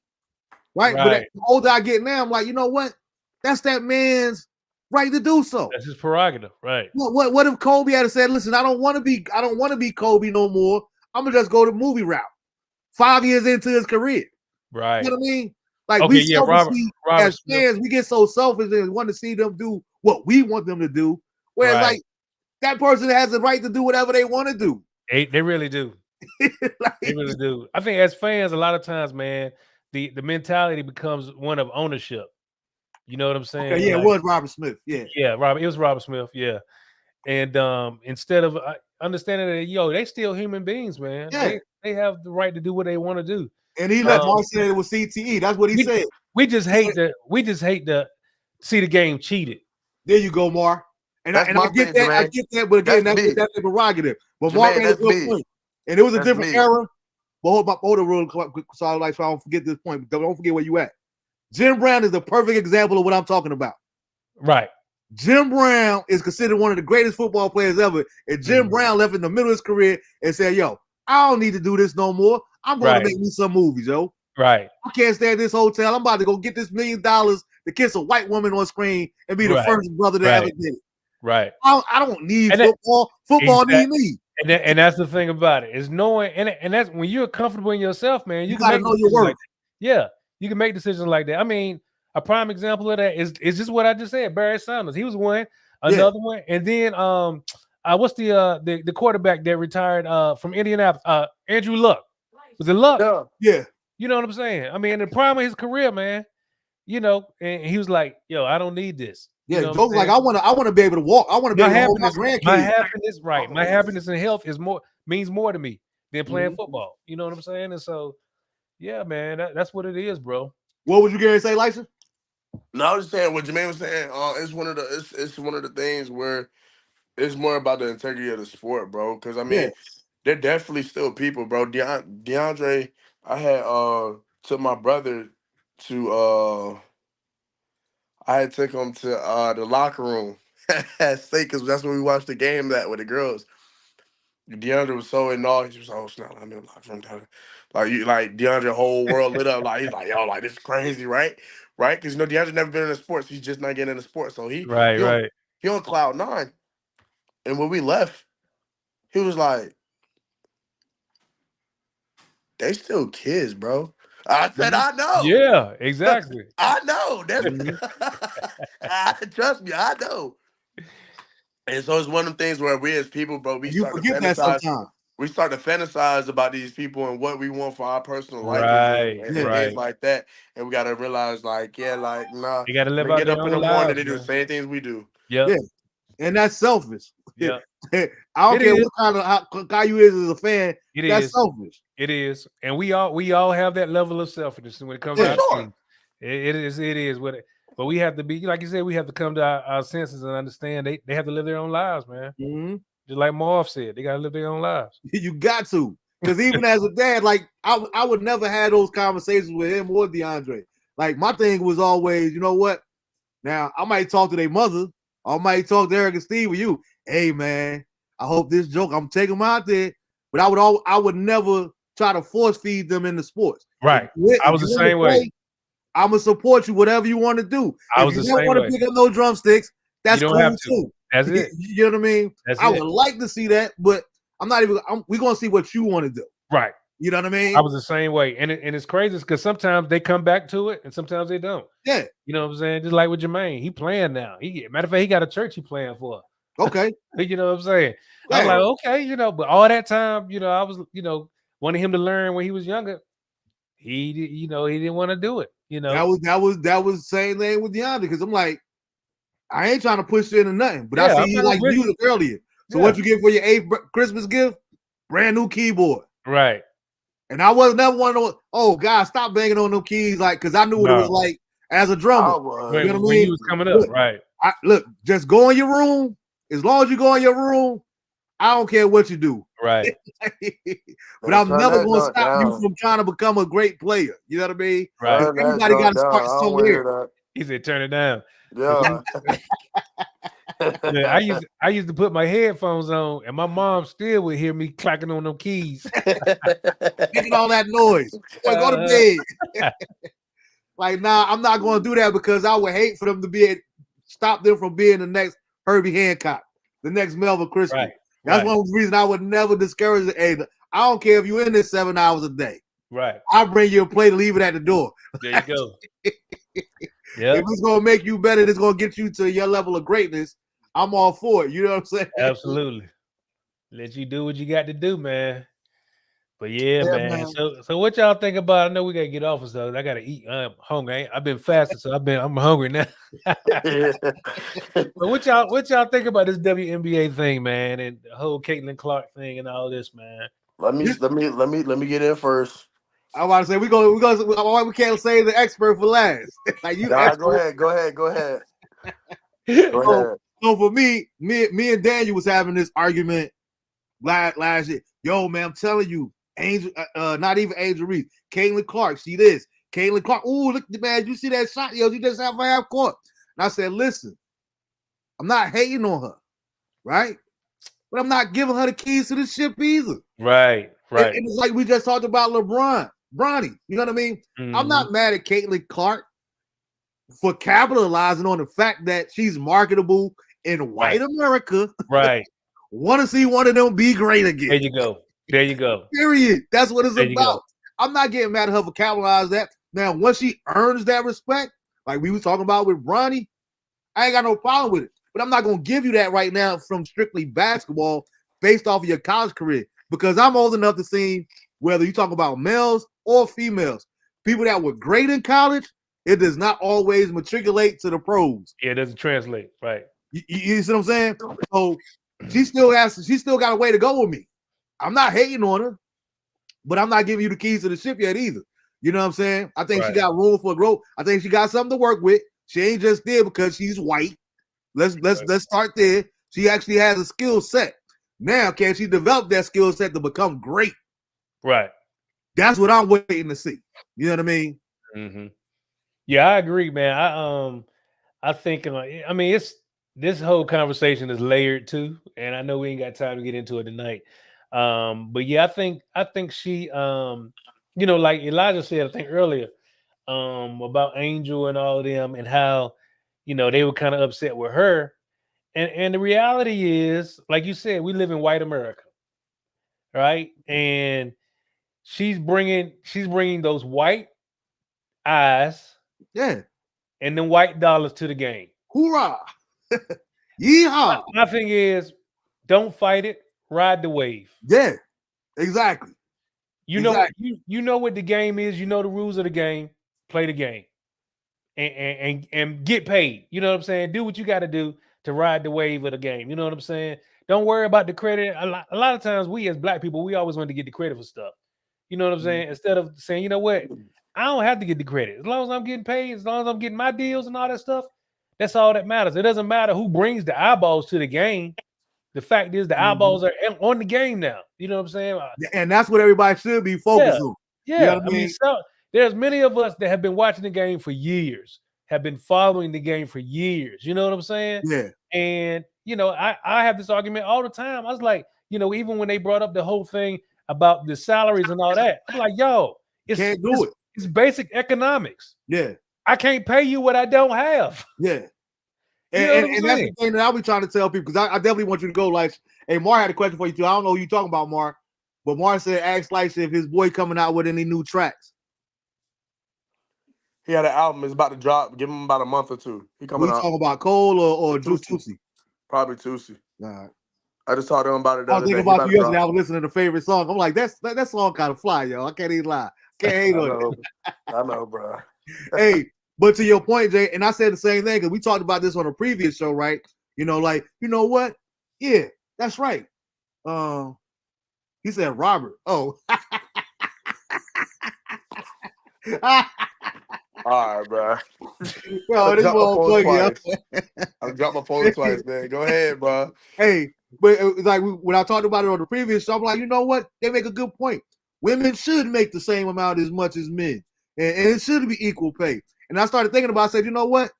That just sounds good in theory, right? Right. I said, now the same people that's saying this, right? Myself included, they shouldn't have to go over to Russia to get no money and play over there when we got the WNBA right here. Okay, why is it that they going over there to get the money though? Right. Because that's where the audience is at, like That's you say, where the audience is from at. a business standpoint. Right. So therefore, you can't get millions and millions of dollars in the WNBA when we always consistently in the red. I remember going to the first Liberty game in New York at the Garden. So it's like, it ain't that we ain't trying, but I'm saying at the same time, well, we saying that everybody that's saying they should get all this good money, like the NBA. When was the last time you bought a WNBA jersey? That was the last time you've been to a WNBA game? That was my argument. When you ain't even bought a T-shirt. You know what I'm saying? You ain't bought a hat. In theory, but it don't make sense business wise. And the NBA has been they have not had a profitable year yet in the WNBA. Ever. And they 25 years strong now. Never. In 25 years. In 25 years. You know what I'm saying? So it's like, yo, y'all got, and this is what bugs me, especially with the women. I'm like, they the main ones that's screaming and talking all this, and yet they don't know not one player. Mm-hmm. They've never been to a game, never bought a ticket. And y'all the main ones talking about equal play with men. Well, when you bring in the money that these men are bringing in, then we can have a conversation. We got that conversation, exactly. It's basic, Elijah? It's basic economics. All right, Elijah, let me hear you. Yeah, the expert. Because you know it's a lot to unpack. It's a lot to unpack, bro. So let's start on the optics, okay? Women's games, the women basketball industry is evolving. I mean, look at Stanford; they got two girls that Right. at the end of every layup line, they dunk the ball, and there's not no rim graves. They getting it in there. All right, that's number one. Number two, the Caitlin Clark situation. I'm tired of the Caitlin Clark slander. I feel like she's right where she deserves to be as far as what she did. I mean, once again, I tell people all the time, Caitlin Clark is famous because she took her team to at least the Elite Eight every year. Every year. While averaging 30, 40, and you know what I'm saying, 30 and 40. Like nobody else in women's basketball history has had those kind of numbers, bro. That's number two. Yo, what's good, Mike? Now, as far as the her translating to the WNBA, she's not doing a good job. I'll be the first to say that. She's had 2 30-point games, which is cool. And they put up a stat the other day. She leads the WNBA of most 3-pointers made above 30 feet. Well, beyond 30 feet. Guess what? I don't care because look at your record. That's number one. Number two, you're inconsistent.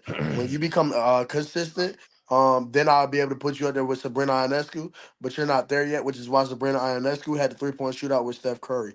As far as the money breakdown, right?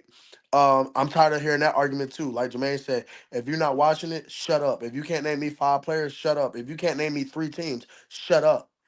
Um, I can name them all.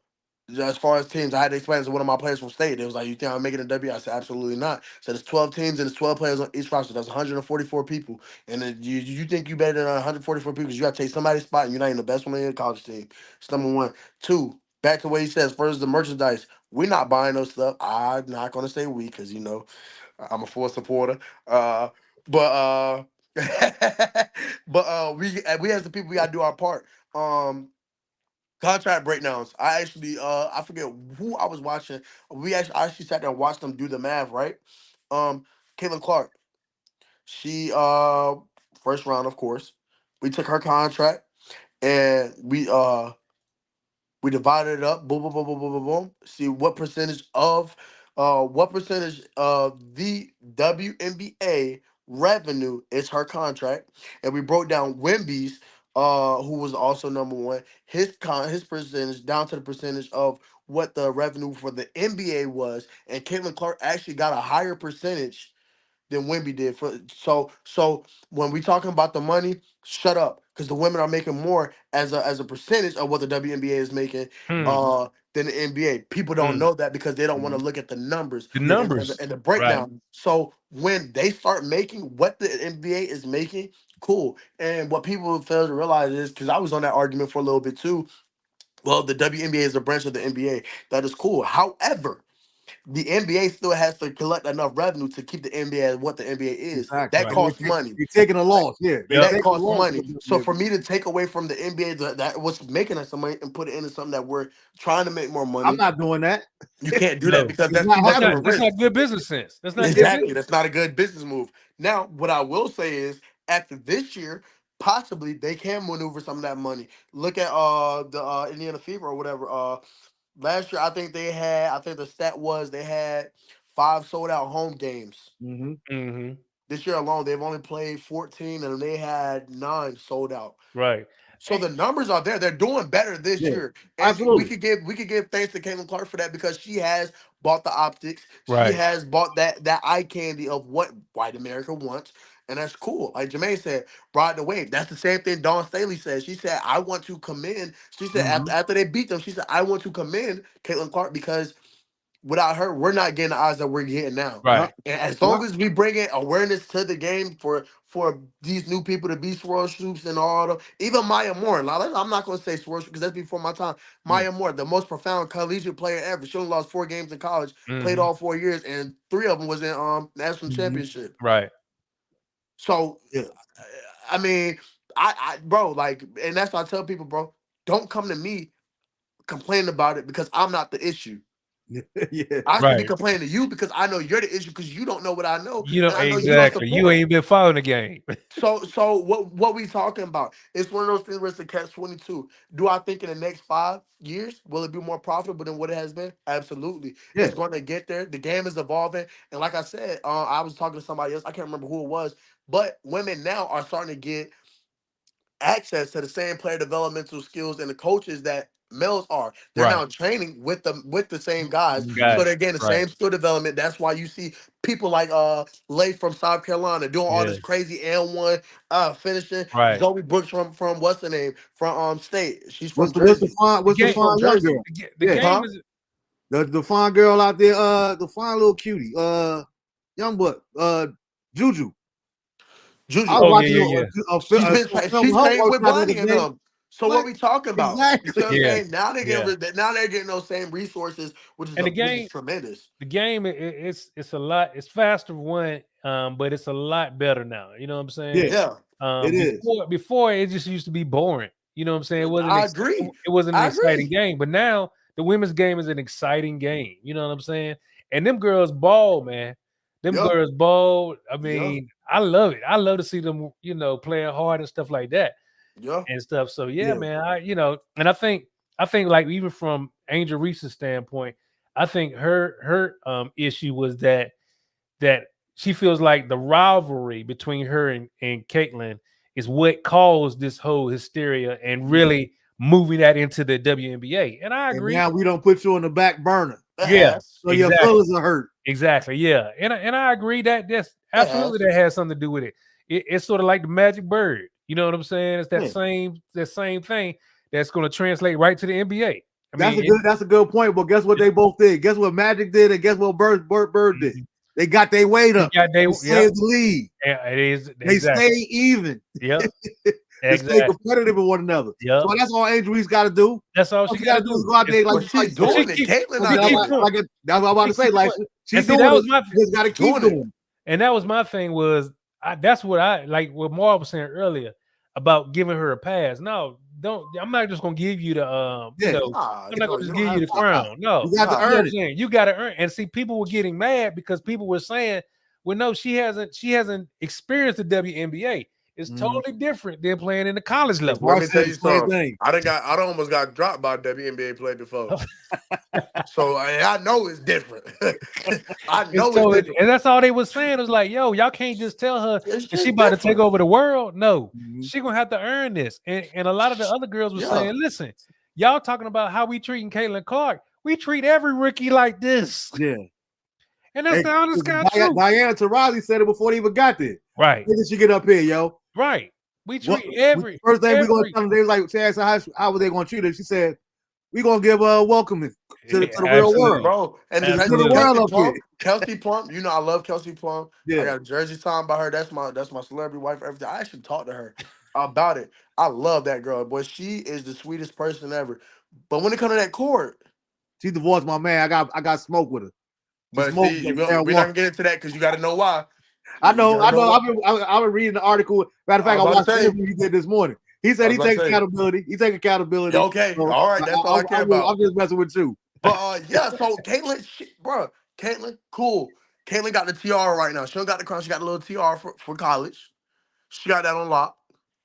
But if you want the crown for the WNBA, you got to go get it, bro. That's Yeah. at the end. That's at the end of the day. Because you still got to surpass people like Diana Taurasi, Sue Bird. It's You a got lot. past the Sue. Asia. We can keep going. We can keep And going. our guard, like You're you not say, even getting past Diamond DeShields. Diamond DeShields had that doggone thing on her, that tumor on her back. Right. Out 2 seasons because she had a bad surgery. First surgery went bad. Now she back playing again. You just gotta go versus people old It's a school. lot It's of like people you Atlanta got to get through to Deladon. even be considered to be on the top of the and WNBA. she I got could to go get on her and weight on. up. I think she got to get her weight up as far as playing, as far as Caitlin Clark. Because she look like Michael a toy Jordan doll out there. Let me read Mike's comment real quick. Michael Jordan said, he said, "What up, fam?" But then he said, simple. Those front office and arenas ain't racking in greatly yet. So the star players are getting paid from brand revenue.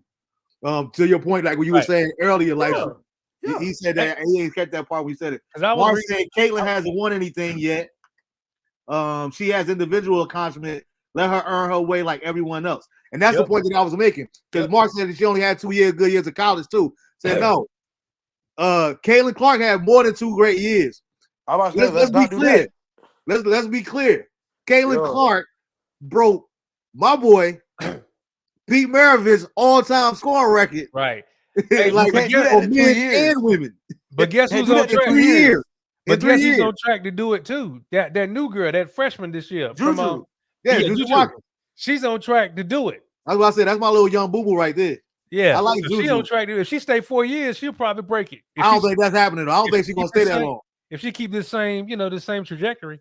But yeah, man, that whole thing, man. Yeah, she definitely got to put on some weight, doc. She look like a rag doll out there, bro. Right now, they playing jailhouse ball when it comes to Caitlyn. They trying to bully her. They trying to pump her. You know what I mean? Yeah. And she's trying to stand her own, but she has to get her weight up. I was reading the other day, and this is interesting because even with all of this publicity, all of the money that they're still making, the article was saying the other day that they still are projecting that they're going to have a $50 million deficit this year. That's crazy. Ain't that crazy, bro? Yeah. Yeah. $50 million deficit. And it ain't that the money ain't there, but this is half the problem too, right? You got to take this into account. Lights broke down the contract, which I'm glad you did. But like you said, that was something that I didn't know. I like that. But Cam was talking about it, right? He said him and Mace went to 2 years ago. They went to one of the playoff games in Phoenix. I think it was game 4. Mm-hmm. The 4 seats went for $8,000. Before the WNBA draft this year, he looked to see how much tickets were going to be for the Indiana Fever when they played the Chicago Sky, because that's where both of them was projected to go. Mm-hmm. He said those seats was already going for $15,000. $15,000 for a WNBA game, bro. Then, not to mention, that's how I knew for a fact that Indiana Fever was going to take, and Mark said he's watching the game now, but I knew that they were going to take Caitlin Clark because 3 days before the draft, all of a sudden, the Indiana Fever signed a TV deal to have 34 out of their 40 games televised. Yeah. Like, you already know because everybody looking to see what she's going to do. Right. You know what I'm saying? Right. But for you to go from, like you said, we don't even know what channel the WNBA come on and all this, what have you, to You having 34 your 40 games on television. Yeah, that's crazy, bro. Like you said, anything else other than outside of that is like you said, and you said the same thing, Jay. It's hate. But you know what? Guess what? I'm riding the hate. I ain't hating on you. I appreciate you because now we flying on private jets. Well, we was on Greyhound last year. Right, that part. Yeah, and I wasn't on TV. Now I'm on TV, so I can showcase my skills now. Exactly. Build my own brand. I mean, even the tickets to the game, right? So you know, I took Mom Dukes, DeAndre, his wife to the Final Four last year when we went. The cheapest tickets in there was $900. We was blessed enough that I ain't have to. You feel me? For the WNBA. I mean, for this for women's college. NCAA. Yeah. Thank God. You feel me? I'm where I'm at, but good God, boy, we ain't pay that. But I mean, it's getting there. That like I said, it'll cut down eventually. I think they should hold off on the expansion. I do think that. I also think. I think it'll be detrimental, man, for them to split from the NBA. You know what I'm saying? You know, they're trying to do this petition now where they become their own entity and stuff. Yep. I don't think that's a good idea. That's what I'm saying, bro. The women have brought change, but they doing too much. I mean, I don't think that they should do that. I don't think that they should get the two teams. They about to put one in the Bay Area, and then they about to put one in Mike, in you Toronto crazy, as well. man. Mike So said, you know what I'm saying? That's more of a detriment. That's when you more in a deficit. You shouldn't. I don't think you should do that. That's just me. Right. Yeah. Hey, Mike Jordan said niggas need to get the league pass. Right. That's the point that we making, though, Mike. Because if everybody even go out there and get the league pass and ain't buying jerseys, ain't buying programs, ain't paying for parking to these WNBA games, you can't justify them making all kind of boatloads of money. Hey, I just want to say because I'm about to get off here because I gotta go to work. I will say I did subscribe to the CBSSN network so I can watch all the WNBA games. I'm a supporter. Can't nobody say nothing to me. I ride for mine. You hear me? I ride for mine. You hear me? You know what I'm saying? You know it. I ain't mad at that at all. And like I said, I try to definitely get better. You know what I mean? Right. When it comes to that, like I said, the support, it's hard to. It's like anything else. You gotta really want it. You know what I mean? It's one thing to say we got to do this here, and they need to be getting that there. Okay, but where's your energy at like that when it comes to actually watching the game? Right. That's my whole thing. Mark's probably the closest person that I know as far as license. Like Mark stay on the games. Mark, like he said, he watching the game right now. Halftime. It just starting the second half. So he's one of those ones that's actually supporting. Right. And so I'm listening to what you got to say, but like you say, like if you can't tell me 3 WNBA teams, right? Yeah. Get out my place. Or the players. Get out my place. You don't have no space in there. Leave me alone. Yeah. Because like even me, like that's why I won't even help out with the men's basketball team. In high school, I coach women's. Anything I will do from here on out with basketball will most likely be with women, bro. That's me doing my due diligence to the world. But it's just like we said with Sam too. Like everybody has to work on they specialty when it comes to coaching because everybody hasn't been a head coach, right? Everybody can't be a head coach, right? You know what I mean? And when we talking about women's basketball, like I remember going to a high school game last year. I see the coach on the sideline telling one of the players, like, yo, don't even talk to me, yo. I don't talk to no players that's crying. Like, yo, give him a pass, yo. It's a girl. She going through a little moment. Like he talking about me. I ain't saying no names. He talking about me. I ain't called him out on the podcast. I ain't say no names. That's why I left it incognito. Man, he done told him. Like, yo, man, you still got to coach him, bro. Nah, man, don't even talk to me, yo. Don't even talk to me. I'm like, dude, nah, can't be a head coach like that, man. Nah, and it's crazy though because I ain't gonna hold you though. You do gotta have a lot of patience. So like these past couple weeks, we done had the little summer tournaments and stuff. I've been the one coaching the team and stuff, and I got a lot better with that. But it's hard because, bro, like I ain't gonna hold you. This might sound crazy, but you could not know the game more and be a men's coach than a women's. Like if you're gonna be a women's coach, you got to know every in and out because the women's game is so much more technical. Yeah, right. Than the men's. Yeah. Than the men. The men. I've always said that. We could set up in 5, Y'all do a 5-out, whatever, get some movement, and then y'all hoop. And that's because they have to depend on fundamentals so much more. Hey, more women's basketball has since the 90s, since I've been in high school. Yeah. We are more athletic, but women always been more rounded fundamentally to me. Exactly. Even back when I played in high school, like the girls I played with just in high school, they'd kill you down on the post. Oh yeah, the fundamentals. It was so fundamentally sound. They wasn't just like singular. Yeah. Absolutely. Mark said, Asia, a problem. He's like, yo, you know, you got to get the word. He said, but tell Rob we need some new tracks, yo. We need some new music. He said, men basketball is above the rim, women's is below the rim. Exactly. 100%. Yeah. They're way more technical. 100%. You know what I mean? Setting picks, answer to me, like you said, overall, it's like they more fundamentally sound. They are. Plus, we're more visual. We're more entertainment. Right. We want to see the dunks and the blocks and the and you know what? And that's really the crux of the entire conversation right there. Yeah. Is that the WNBA is fundamental and the NBA is entertainment. Right. And we want to be entertained. And so that's why the game, the women's game has not grown as fast as the men's game. It's like we want that entertainment, that aspect of it. And so they're getting to that point now. That's why there's such this craze with Caitlyn. Because she's giving the WNBA that Steph effect. Yeah. You know what I'm saying? And so they're like, yo, she hitting logo threes, shooting from half court and all this. And we ain't never seen that in the women's game before. Let's be real about it. You know what I'm saying? And so she's bringing that to the women's game now, and they just got to continue to build on that, man. He said Asia a problem. He said these ladies are balling. Man, yeah, they balling, dog. Asia, that's what they talking about the game that's on now. That joker, Asia is stupid. She is stupid, dog. That girl can play. I ain't mad at her at all. Hey, my man said, man, Asia can go start on an NBA team. I said, you know what? I wouldn't put it past her. Bro, what? I would not put it past her. I ain't gonna lie to you. I'll take her before I take Brittany. Huh? I'll take her before I take Brittany Griner. Oh yeah, absolutely. Absolutely. Let me tell you, I'm out of here, y'all. Hey, tell him when I get in. I'm gonna tell Rob, see what's up, man. See what we got in the archives.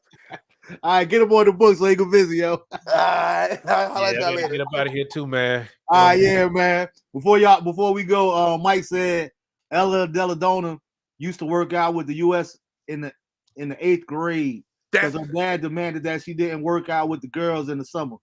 That's what I was talking about earlier. Yeah, Elena Deladon. Yeah, Elena Deladon, boy. That was my first favorite WNBA player. She used to play for Chicago Sky. Big white girl. Back to the basket. She was Dirk Nowitzki of the WNBA. Word up. Do your research. Do your research. Hey, know your history. Know your history. No doubt. Do your research.